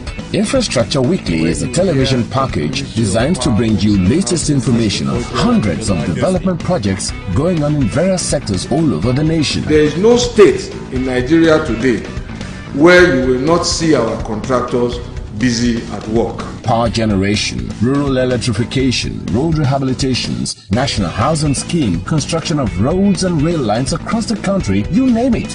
We are now able to produce 7,000 megawatt of power. That is no longer debatable. Infrastructure Weekly is Nigerians working together for a better Nigeria. So be better informed to take better informed decisions. Watch Infrastructure Weekly, showing on Channels Television, Thursdays 2:30 p.m., NTA Network Wednesdays 5 p.m., and CoreTV News, Fridays at 8 p.m. Infrastructure Weekly, making development known. From magistrate to high court, from court of appeal to the Supreme Court, we bring you the rulings, judgments on cases involving personalities, institutions, both low and high in the society. The learned trial judge said he has not even read the processes. From the way they are going, they will spend 20 days on a witness. I've never seen that kind of proceedings in my life. Join Basil Okafor on Legal Scope every Saturday at 2:30 p.m. and the repeat broadcast every Tuesday at 2:30 p.m. Legal Scope brings you activities in the judiciary, updating you on in and out of court proceedings. Join me for updates on Legal Scope on CoreTV News.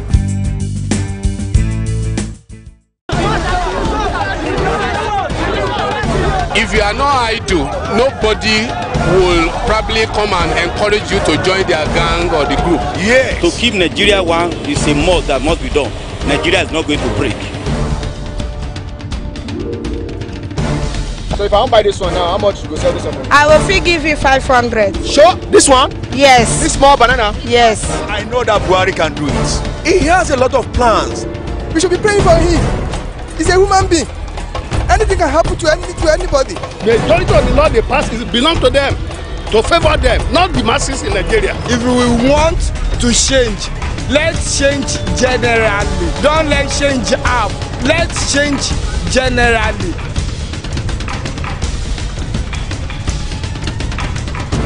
The people giving voice to the voiceless. You can now watch CoreTV News live from anywhere in the world on our website www.coretvnews.com. Click on Live TV on our website and watch us live. Hello and welcome to CoreTV Primetime News Broadcast. To follow us on Twitter, click on Twitter icon on our website. And Facebook, click on the Facebook and YouTube to see all our previous news production. You can also watch us live on YouTube. Click CoreTV, leave a space, then News. CoreTV News, a 24-hour news station.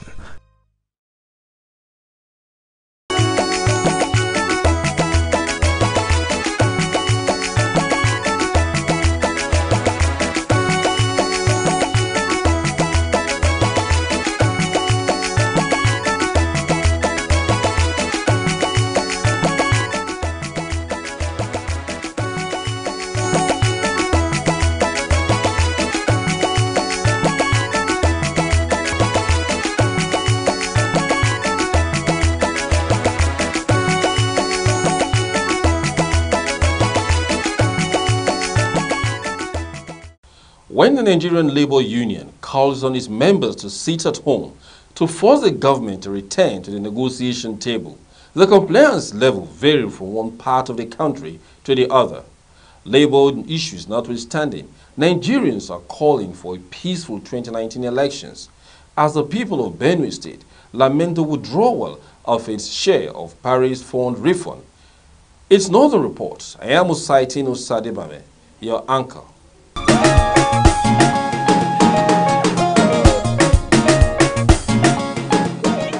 Welcome back. The FCT had a high level of compliance with the directive of the organized labor as federal government offices were shut down to call the tripartite committee to the negotiation table. Labour has set its peg for minimum wage for the Nigerian worker to be at 65,500 naira. The states are contesting this figure. For them, the amount is high. They fear they cannot be able to pay this. To this, Labour says it is open to further negotiation. It is Thursday, or work day in the week. Going around the Federal Capital Territory reveals one thing that has been made clear on the call of the Nigerian Labour Union. Many workers have not turned up to their offices to carry out their duties. The few who did have no access to their offices. These vehicles are some of the evidence of those who turn up to work but can't access their offices. For these Nigerians, there are two sides to a coin.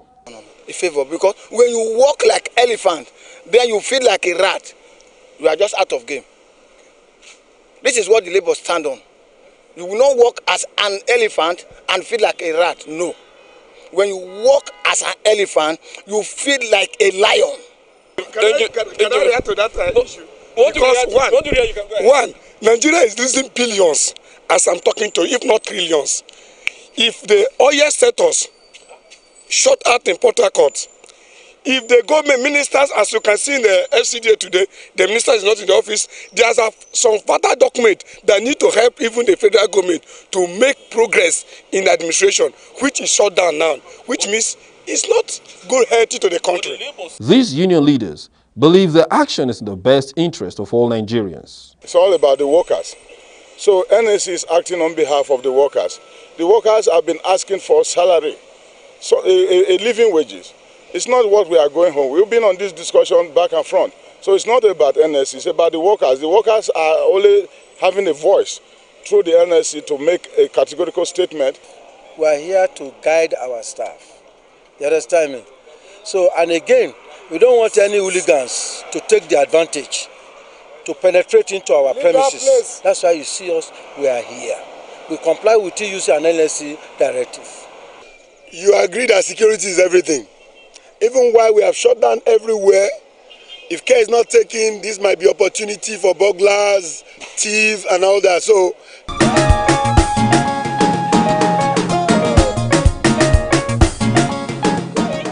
the challenge for the Nigerian poor will be tough in the days ahead until the strike is called off. Their rich counterparts who can afford private medical services may not be in their dilemma.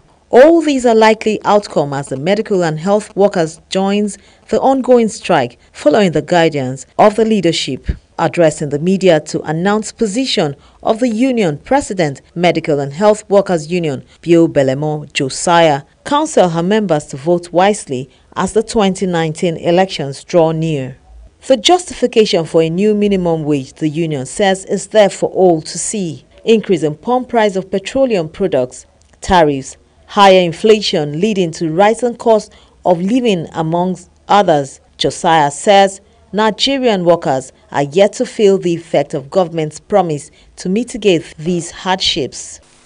True as the position may be, it is only serving as a clarion call to workers that government, as a ruling class, is poised to protect the exploitation of the working class through continuous payment of slave wages while they continue to enrich themselves with our sweat. We thus call on our members in active collaboration with the NLC to come together to put these politicians on the spot on topical issues affecting workers, including the issue of minimum wage, before deciding where to pay, where to lay their voters, that is, their voters' eggs. The union leader asserts that the Minister of Labour, Chris Ngige, and his counterpart in the Ministry of Health, Isaac Adewale, had acted in concert to jettison a memorandum of settlement signed on September 30, 2017 with the Joint Health Sector Union, to which 5 weeks was the timeline for its consummation, but nothing has been resolved till date. This thus gives the government the toga of an administration that does not respect collective bargained agreements, CBA, or an administration that has a phobia for taking care of the welfare of its workers, particularly if it has to do with increase in what goes into the pockets of the workers.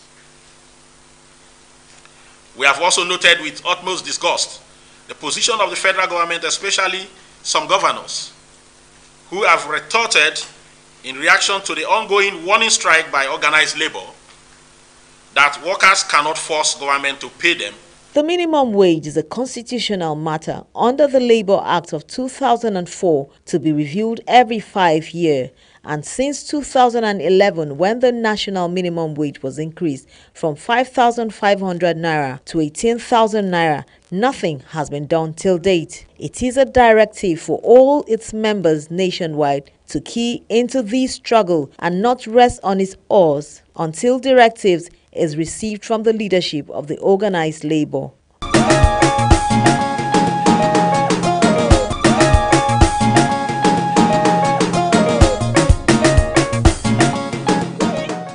In Kaduna State, the compliance level was low on the first day of the industrial action. A labor leader explains the gap in communication, while other members of the workforce is urging the union to seek other way out. Despite directives by the national body of the organized labor that workers across the country should embark on national strike over their quest for new minimum wage, workers in Kaduna State appear oblivious to the directives. As early as 8 o'clock, workers are seen trooping into their offices, while some are already on their way to their offices. Few offices are seen to be under lock and keys, while the workers are still hanging around the premises. The major streets of Kaduna and private business concerns further indicates the level of compliance.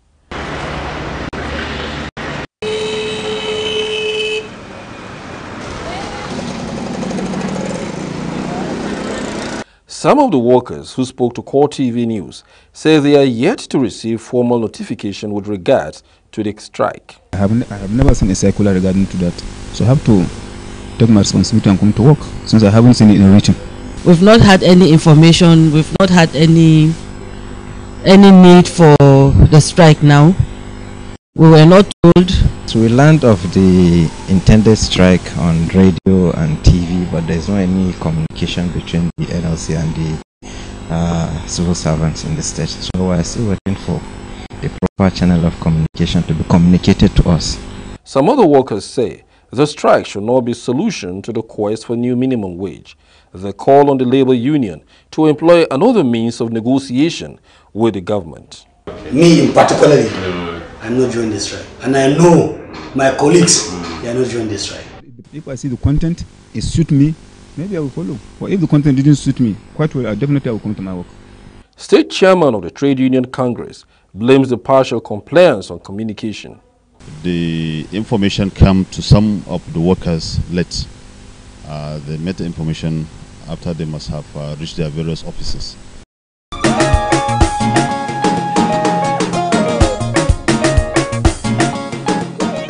Let's take a break here. We'll be back.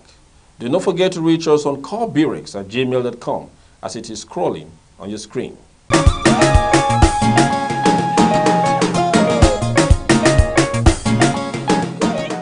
Hi, I am Anita Patrick, host of your program Abuja Today, that brings you highlights of happenings in Nigeria's Federal Capital Territory from the Office of the Federal Capital Territory Administration. I appeal to all of us citizens, leaders, politicians, and all to support this team to be able to restore the Abuja Master Plan. To the streets that involves every boy, every girl, every man, every woman, and every youth on the streets, unfolding of happenings in the nation's capital territory. Our challenge here is kidnapping, and the secret is there. It's a very short journey. You don't have to go as far as Abaji before you know what is happening in Kuji. All of us, we don't know, in short, we don't know where to put head. Because definitely our children, they are hungry. So join me at this time on CoreTV as we take you on a tour on Nigerian seats of power.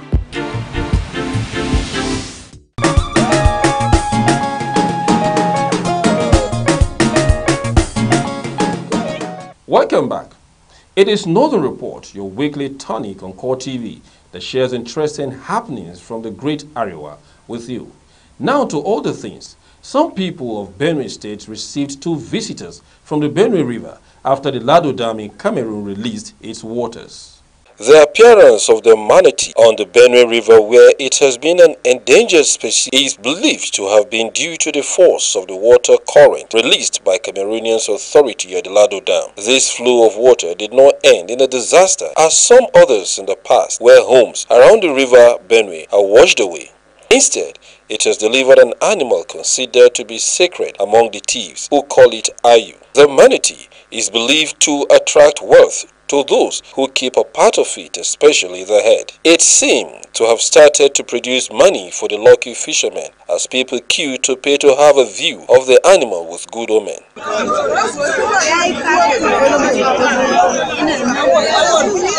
Little wonder, the manatee is an endangered species in the Benue River. The species of fish is further exposed to threat due to silting of the river Benue. My own problem that I need to person where you they come bite them odd. Now if another person where you want to get them on to come buy them, I'm ready to sell them for them. It is believed that only a few of them are remaining in their natural habitat along the Benue State part of the river. Manatee is a mammal and part of the nation's rich biodiversity asset deserving protection. It is therefore necessary for the authorities, activists and all lovers of nature to rise and save these two manatee from imminent death. For the fishermen who have Ayu in their custody, it may have to perform its worth attraction, as there are calls on the government to compensate the fishermen and have the manatees released to their natural habitat.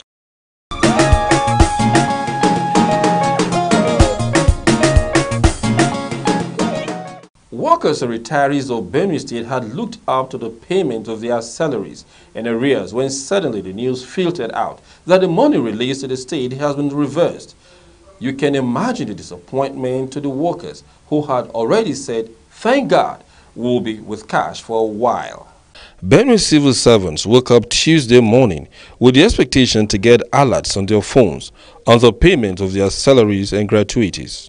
While some awaited the alert on their phones, this retiree was at the Nigerian Labour Congress premises to get details of his payment. The expectation of this retiree, like many others, has been cut short by the decision of the federal government to withdraw the fund for the payment. It was a disappointed retiree who met a different situation at the venue. I came here to find out our enthusiasm what was happening about the money, because I was so happy. The governor directed that 80% of that money should be paid to workers, salaries, pensioners, and the rest. So for me to hear right here in their office that money has been withdrawn and the government is issuing a statement telling workers to be calm, it's an alarming statement to me. In fact, this thing can send people to a grave, because some people have been waiting for months. For me as an individual, for 9 months now since I left office, I have not been paid one kobo. The state chairman of the Nigerian Labour Congress, like many of the civil servants in the state, believes the decision is unpopular. Workers of Benue and other states are suffering. I'm talking particularly for Benue workers who are being owed backlog of salary arrears. And when we got this money and the governor directed that this money be paid to workers, the workers were happy somehow. Even though that money could not take us to a reasonable distance, we felt very happy. By hearing that there is a withdrawal, we say it is evil. I remember in early 80s when Buhari took over from, I think, Shagari or so, there were some arrears, particularly for primary school teachers. The man gave money for the arrears to be cleared. I don't know what is happening in this country now, that even workers are suffering in so many states, and the federal government could not do anything. And this money that belongs to the state, and they have given reluctantly, they are also withdrawing now. The state governor, Samuel Ortom, has in a statement called on the federal government to reverse its decision in the interest of the civil servants who were suffering and will be the greatest beneficiaries of the fund when disbursed. Ortom, in a statement signed by the Chief Press Secretary, Tava Akase, also charges the civil servants and retirees to be calm, as the government will meet an official position will be taken on the matter in their best interests.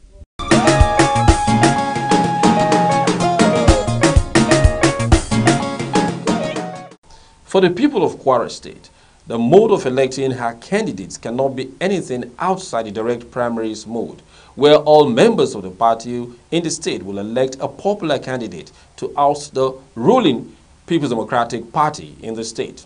The message to the aspirant from her leaders is to go out and woo the people and forget about influencing some few delegates. That will not work this time around, they say. The National Working Committee of the All Progressives Congress has charged each state chapter of the party across the federation to go for the constitution and adopt any of the three options that suit the parties in their respective states to elect their candidates for general elections come 2019. The party constitution recognizes direct and indirect primary for elections of candidates. It also approves of consensus for emergence of a popular candidate for the party's ticket. The Kwara chapter of the party, at a press conference addressed by the spokesman of the Elders Forum, says it has elected for the direct primary, and any call for indirect primary in the state will not be accepted, as it will jeopardize the party's preparedness for the forthcoming elections. The leadership and the elders and members of the party are opposed to anything that will impede our chances of winning in 2019. And one of the surest ways of sabotaging APC in Kwara State is introduction of indirect primary, which we all unanimously, without any exception whatsoever, are opposed to. Our party stalwart, Yola Oyedepo, urges aggrieved members of the party to remain calm and stand with the party so that they can address whatever challenges that may be confronting the party. He assures that issues of conflicts in the party will soon be resolved to accommodate all interests, guided by equity and fairness. Don't be annoyed. You should all know the heavy load on our head, and God will enable us to be very, very successful. Amen. So please, don't be discouraged. This is the time that you should be more discouraged, more courageous, and work very hard. The monster we are fighting is still there. Yes. And just as it has been read out, we cannot change one monster for another.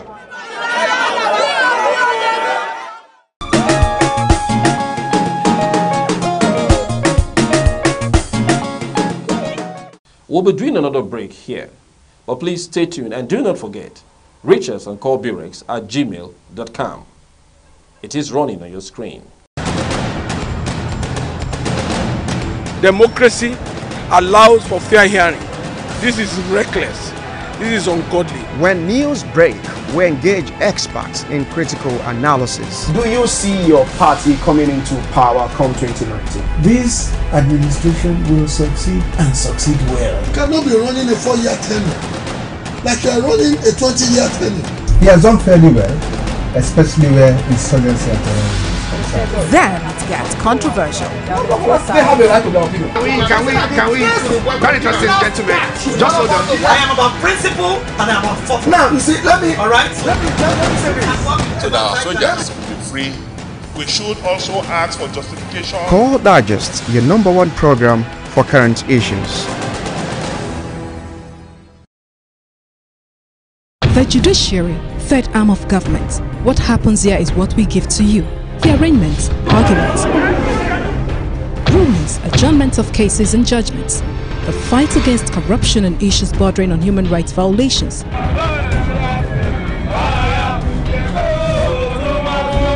The doctrine of least spenders ought to have been respected, that no arm of government, however powerful, should take the laws into its hands as held by the Supreme Court. Justice is one way. It's either you go for justice or justice go after you. But I've never seen a situation where an individual is afraid of justice. We move from court to court to give you updates on legal matters, when they happen and where they are happening, going extra miles to get reactions from the parties, even when they're not in the mood to speak. No comment. Talk to my lawyer. Watch Legal Scope on CoreTV News at this time.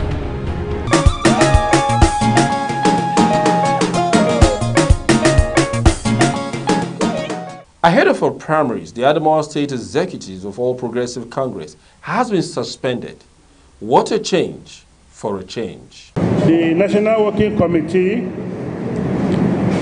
took the decision that all the Adamawa State executive members of the party will not participate in any way in the forthcoming primary elections.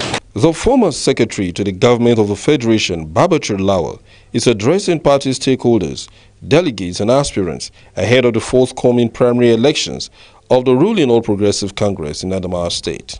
Lawal says the decision of the National Working Committee is a response to the petition recently written on the bias of the State Executive Council regarding aspirants of the party. The former secretary to the government of the Federation says they will not allow any body or group of persons to manipulate the elections. He further says they stand for justice and fairness and will therefore ensure heat-free elections. We will monitor all the chairmen of the local government for any sign of bias towards any candidate whatsoever. And where we sense any, we will not hesitate to take the necessary steps to get them removed or to excuse themselves. The All Progressive Congress now has 3 aspirants vying for the office of the governor, and the Lawals camp is working very hard to oust the sitting governor. One of the aspirants, Mahmoud Halilu, who inaugurates his campaign steering committee shortly after, says he is satisfied with the decision of the National Working Committee. The highest thing we can do is whenever we are aggrieved, we channel our grievances and they sit down and look at it. Whatever comes out of it, we are okay. As stakeholder of the party and former member of the State Assembly, is optimistic that a decision will create a level playing ground for all aspirants. You see, when you do justice and you are fair to everybody, the prospect will be that at the tail end, better government will be formed for the people of Adamawa State. Adamawa State will be conducting indirect mode of primary elections to elect members that will fly the flag of the party at the general elections.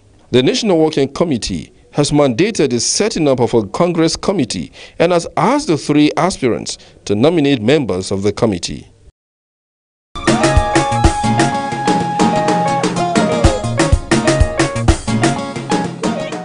Thank you for being with us on all the reports. I am Usaitin Osadi Bamia. Until next week when I come your way again on this interesting weekly program. Goodbye from here.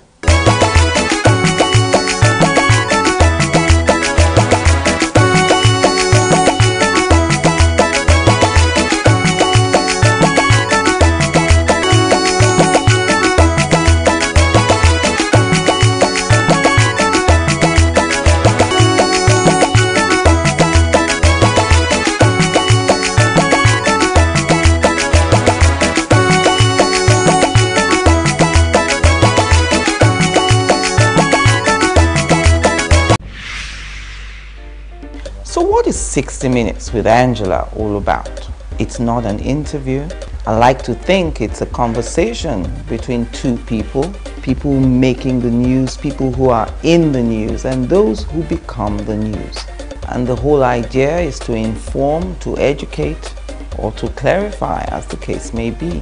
It is an art getting people to answer the questions that everyone is thinking in their minds. And that's what we try to do on 60 Minutes with Angela. I ask all the questions that everyone's thinking about and no one wants to voice. All the questions you always wanted to ask, you get those answers on 60 Minutes with Angela. Every week on this station, 60 Minutes with Angela, getting answers to every question you always wanted to ask.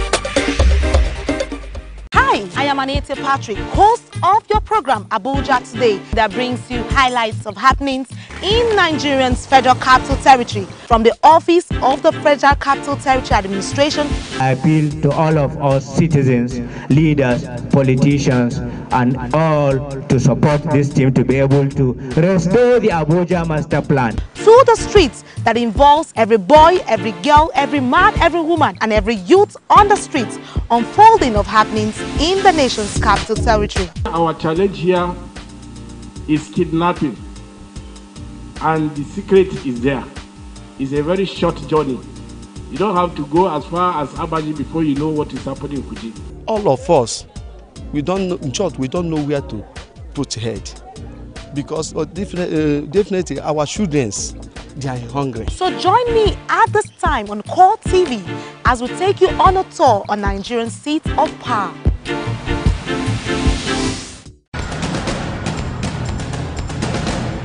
Democracy allows for fair hearing. This is reckless. This is ungodly. When news break, we engage experts in critical analysis. Do you see your party coming into power come 2019? This administration will succeed and succeed well. You cannot be running a 4-year tenure like you are running a 20-year tenure. He has done fairly well, especially where insurgency and terrorism. Then it gets controversial. They have the right to their opinion. Can we, very interesting gentlemen, just hold on. I am about principle and I am about form. Now, you see, let me, all right? Let me say this. So that our soldiers will be free. We should also ask for justification. Core Digest, your #1 program for current issues.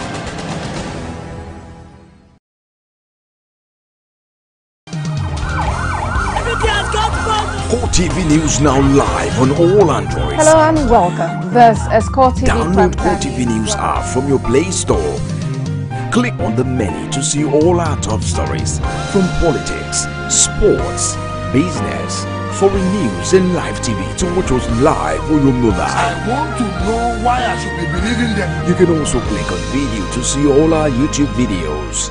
CoreTV News, a 24-hour news station. This is what infrastructure is the backbone of development, which explains the Buhari government's effort at bridging the facility gap. Infrastructure Weekly is a television package designed to bring you latest information on hundreds of development projects going on in various sectors all over the nation. There is no state in Nigeria today where you will not see our contractors busy at work. Power generation, rural electrification, road rehabilitations, national housing scheme, construction of roads and rail lines across the country, you name it. We are now able to produce 7,000 megawatt of power. That is no longer debatable.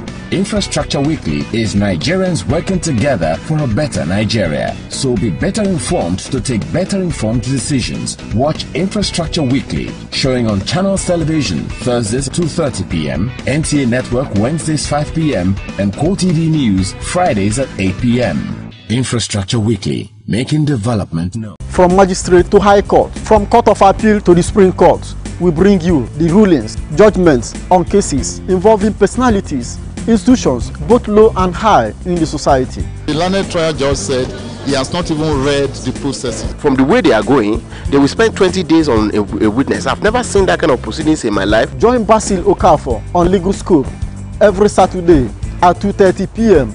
and the repeat broadcast every Tuesday at 2:30 p.m. Legal Scope brings you activities in the judiciary, updating you on in and out of court proceedings. Join me for updates on Legal Scope on CoreTV News.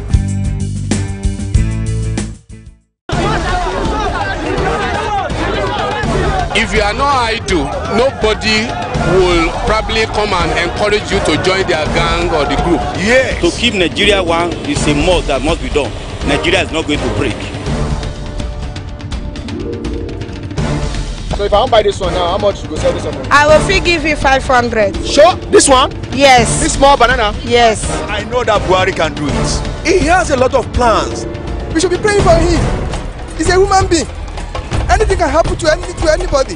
The authority of the law they pass belongs to them, to favor them, not the masses in Nigeria. If we want to change, let's change generally. Don't let's change half. Let's change generally.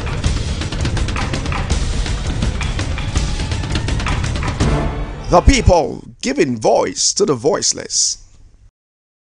You can now watch CoreTV News live from anywhere in the world on our website www.coretvnews.com. Click on Live TV on our website and watch us live. Hello and welcome to CoreTV Primetime News broadcast. To follow us on Twitter, click on Twitter icon on our website.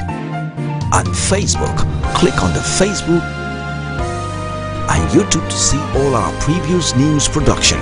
You can also watch us live on YouTube. Click CoreTV, leave a space, then News. CoreTV News, a 24-hour news station.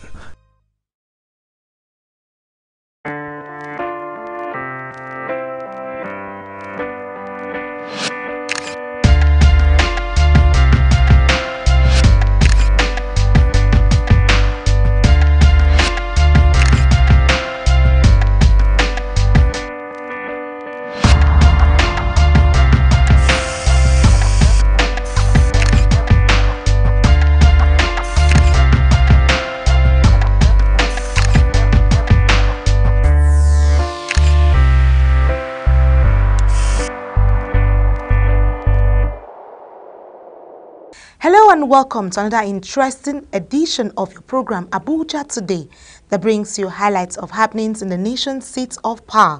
On this week's edition, the fierce ongoing strike by the Nigerian Labour Congress has led to the shutting down of public facilities as well as crippled activities on the ever-busy Ahmadu Bello Way within the Federal Capital Territory as workers comply with the strike. These and many more will come your way on this week's edition of your program. Welcome, I am Anita Patrick. Don't go anywhere.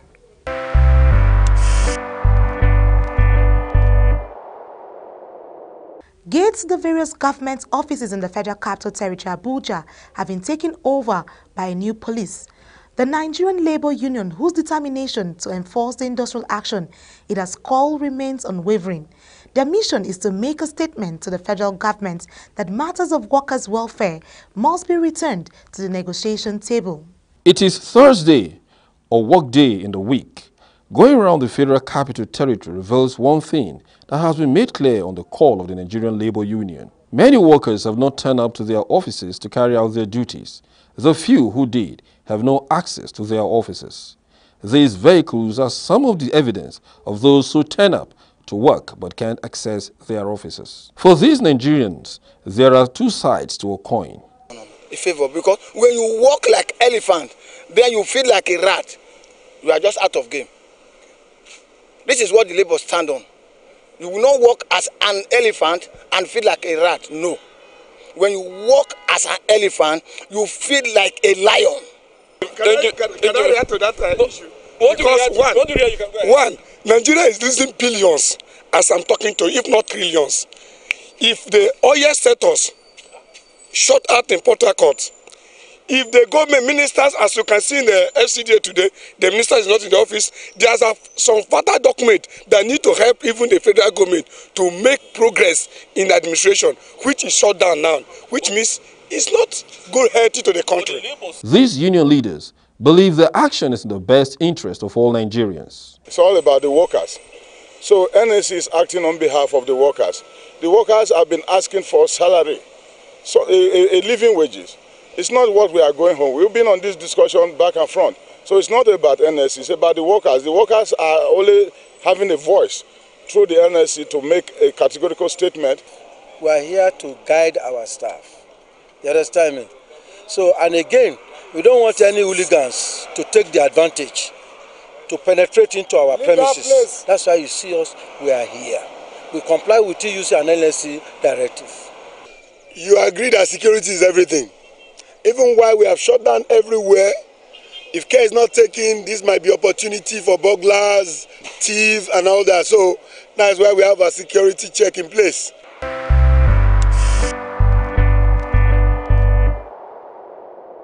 Stay at home, Nigerian Labour Congress informs workers, but the federal government responds. Negotiation resumes October 4. The look on the faces of businessmen and women shows that the strike is not a good Independence Day gift for the Nigerian populace. I was even surprised that government, after the meeting yesterday, they allowed the labourers to go on strike. As in thereby them preparing for 1st October very heavily and all that, you know. They're supposed to have, you know, agree on their terms and all that so that they will not go on this strike. Because on 1st October now, I don't know that the kind of speech that they're going to render. The government should help us to call back the strike so that our business will move. Because we are business people. We don't have any other thing apart from our business. We are not working. Apart from this business, we cannot feed our children. The industrial action is taking place due to the refusal of the federal government to reconvene the meeting of the Tripartite National Committee to enable it to respond to workers' demand for a new minimum wage of about 65,500 naira.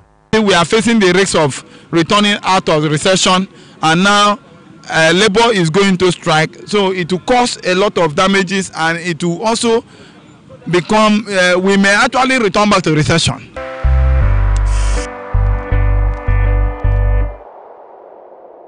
Agitated Nigerians who want to see an end to the prevalence of corruption and various crises that is causing in the nation have joined Action Aid Nigeria in a protest march through the Federal Capital Territory.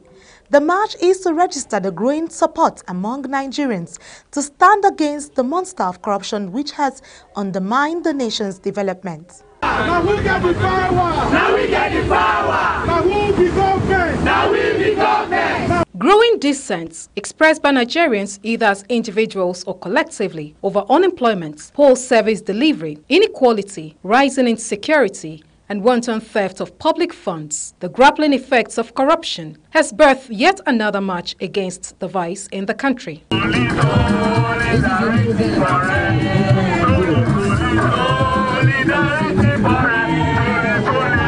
We are calling on all Nigerians to rise up and condemn and stand against corruption. Where you have somebody who never had a house, now have houses, so many houses, we need to reclaim our land. And that means the redistribution of the wealth of this country. We need to reorganize that.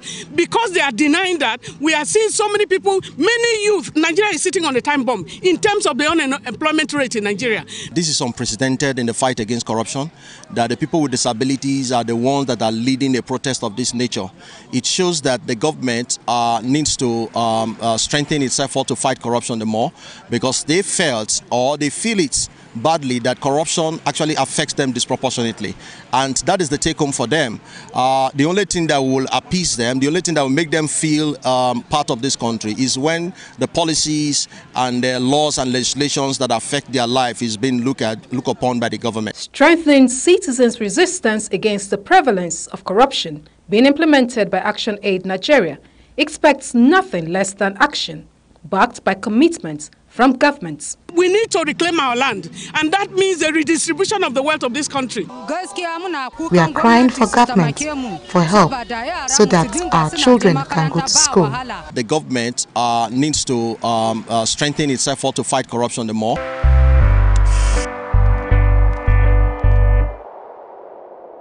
Let's take a break here, and when we return, we'll bring you other highlights of activities as they unfolded in the course of the week. See you shortly. Judiciary, third arm of government. What happens here is what we give to you. The arraignments, arguments, rulings, adjournment of cases and judgments. The fight against corruption and issues bordering on human rights violations.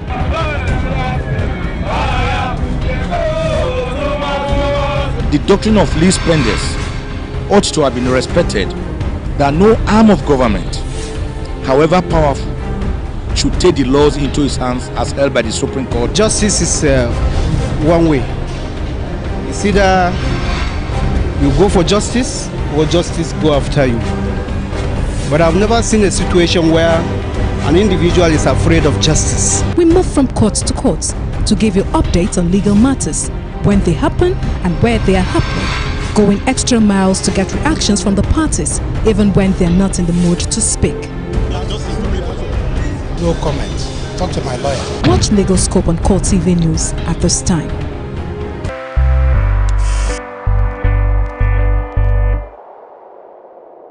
Welcome back. If you're just joining us, this is still your program, Abuja Today, that brings you highlights of activities in the nation's seat of power. Effort to the Federal Capital Territory Administration to stem the activities of cable vandals has yielded results following the arrest of some alleged vandals by the operatives of the Nigerian Security and Civil Defense Corps.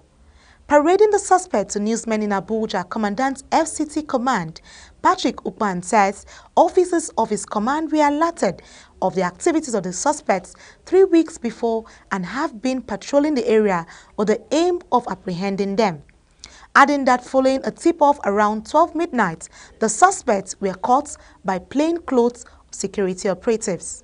Luck has run out on 3 suspected armed cable vandals along the Goodluck Ebele Jonathan Way in the Federal Capital Territory as officers of the Nigerian Security Civil Defense Corps swooped on them while the suspects were carrying out their nefarious operation. The hoodlums were piloting the armored cables that supply light to the west end of the Goodluck Ebele Jonathan Express Road, now under construction. The vandals, Adams Terry, 36 from Michika in Adamawa State, Sani Musa, 25 from Biri Magaji in Zamfara State, and Israel Sati, 25 from Jeba in Kaduna State, were caught in the act, as the Commandant FC Nigerian Civil Defense Corps says. And definitely will go to High Court. They will be charged under the Miscellaneous Act, and when found guilty, they can face up to life imprisonment or 21 years, or as the case may be. But definitely will be charged to the High Court. Oh, very well. We cannot say everything here. We are still undergoing investigation on this case, and like I assure you, all the culprits will be arrested and be brought to book. That I can assure you. Ukpan stresses that suspects assisted the security operatives in an ongoing investigation to apprehend the ringleaders of the vandals, adding that security was being tightened in the various blind spots observed and all involved in the dastardly act will be prosecuted as suspects will be charged to court and if found guilty will face imprisonment terms ranging from 21 years to life. Security operatives rely on information that they gather from members of the public for them to operate. So we are appealing to residents that whenever they observe any act that they are not comfortable with, they don't need to be convinced. Whenever they have doubt or suspicion, they should please alert security operatives. Okay, which kind of job? See that we are going to dig. It's around the road, we will dig. So when we reach down, we saw this thing, we see this thing, wire. So when we saw the wire, we should not leave it. Our work is to just dig. From here to 1 meter, we should get 1.5 for the digging. The administration urged residents to be on alert and always report any suspicious character around public facilities to security operatives immediately as time was of great essence, adding that the job of securing public facilities should not be left to security operatives alone.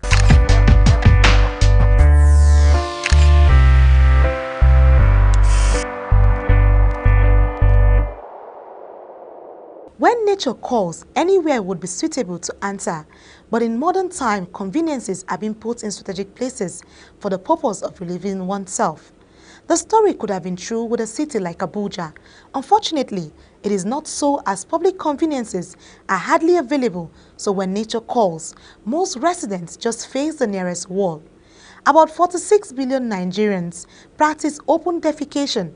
The practice, experts say, compromises healthy living as such careless exposure of waste comes with health implications.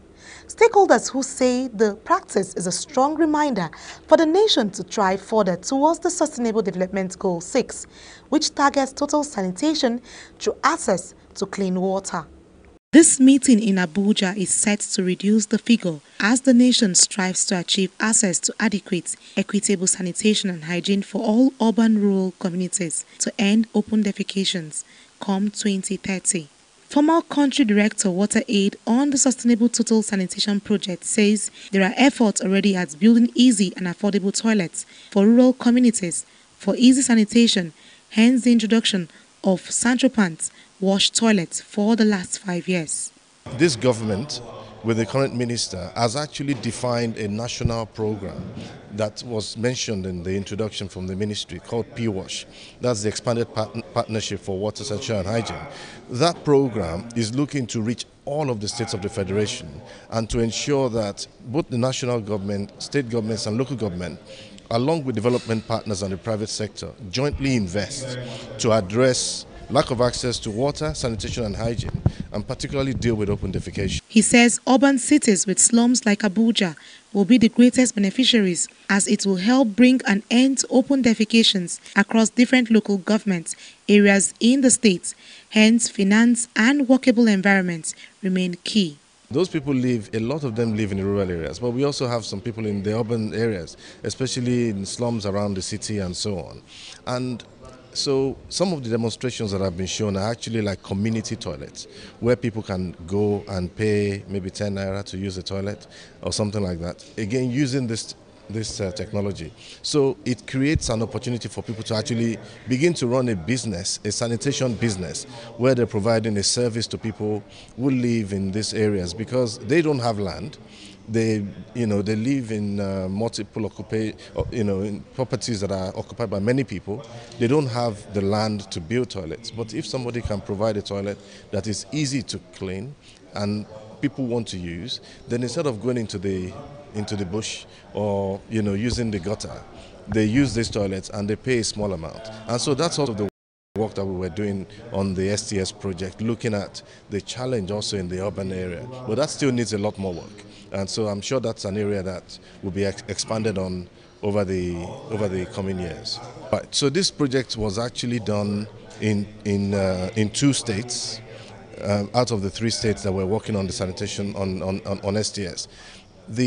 So this is a small, I mean, we did this in about 5 local governments in each of those states. So this is really to show that it can work. Now we need to scale it up, and scaling up cannot be done outside of government. The good thing is this government, with the current minister, has actually defined a national program that was mentioned in the introduction from the ministry called PWASH. That's the Expanded Partnership for Water, Sanitation and Hygiene.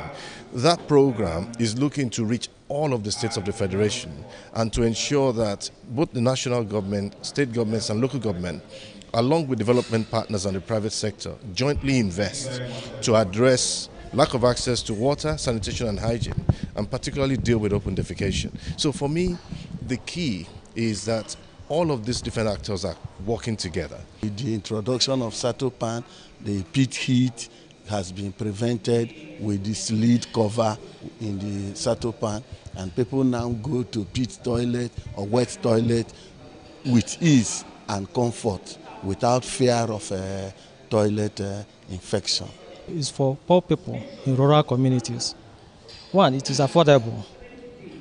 Secondly, it prevents bad heat, odor, and flies, and the small water to flush it.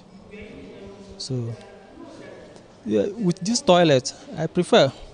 It's going to with this water easy toilet, we are going to achieve ODF in this our country.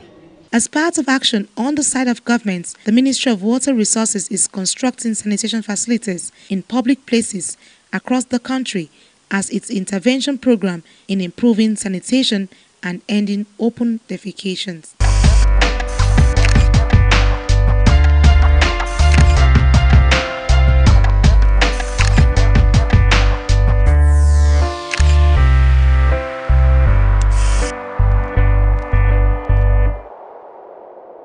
Let's hold the brakes here, and when we return, we'll bring you other loads of activities as they uncored in the nation's seat of power. If you are not idle, nobody will probably come and encourage you to join their gang or the group. Yes. To keep Nigeria one is a must that must be done. Nigeria is not going to break. So if I want to buy this one now, how much you go sell this one? I will give you 500. Sure? This one? Yes. This small banana? Yes. I know that Buhari can do it. He has a lot of plans. We should be praying for him. He's a human being. Anything can happen to anybody. The majority of the law they pass belong to them, to favor them, not the masses in Nigeria. If we want to change, let's change generally. Don't let's change half. Let's change generally.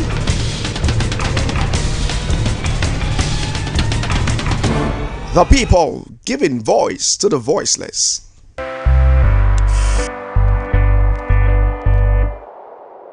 Welcome back.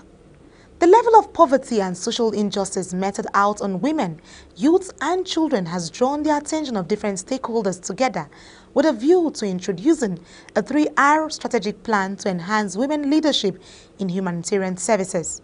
Interim Country Director for Action Aid Nigeria, Fumilayo Oyefusi, says the non-governmental organization is in 26 states and over 222 communities to end poverty within 6 years with a target sum of £60 million. The strategy on social justice to end poverty between 2018 to 2023 seeks to address the challenges through activities that strengthen the Nigerian economy and encourage enhancements of capacity for reforms using participatory approaches. This program is expected to empower women and youths, fight against violence against girls, and equip individuals on economic autonomy and growth. It's looking at ensuring that we have equality. If you look at the issue of inequality in Nigeria and in the world globally, you find that a small percentage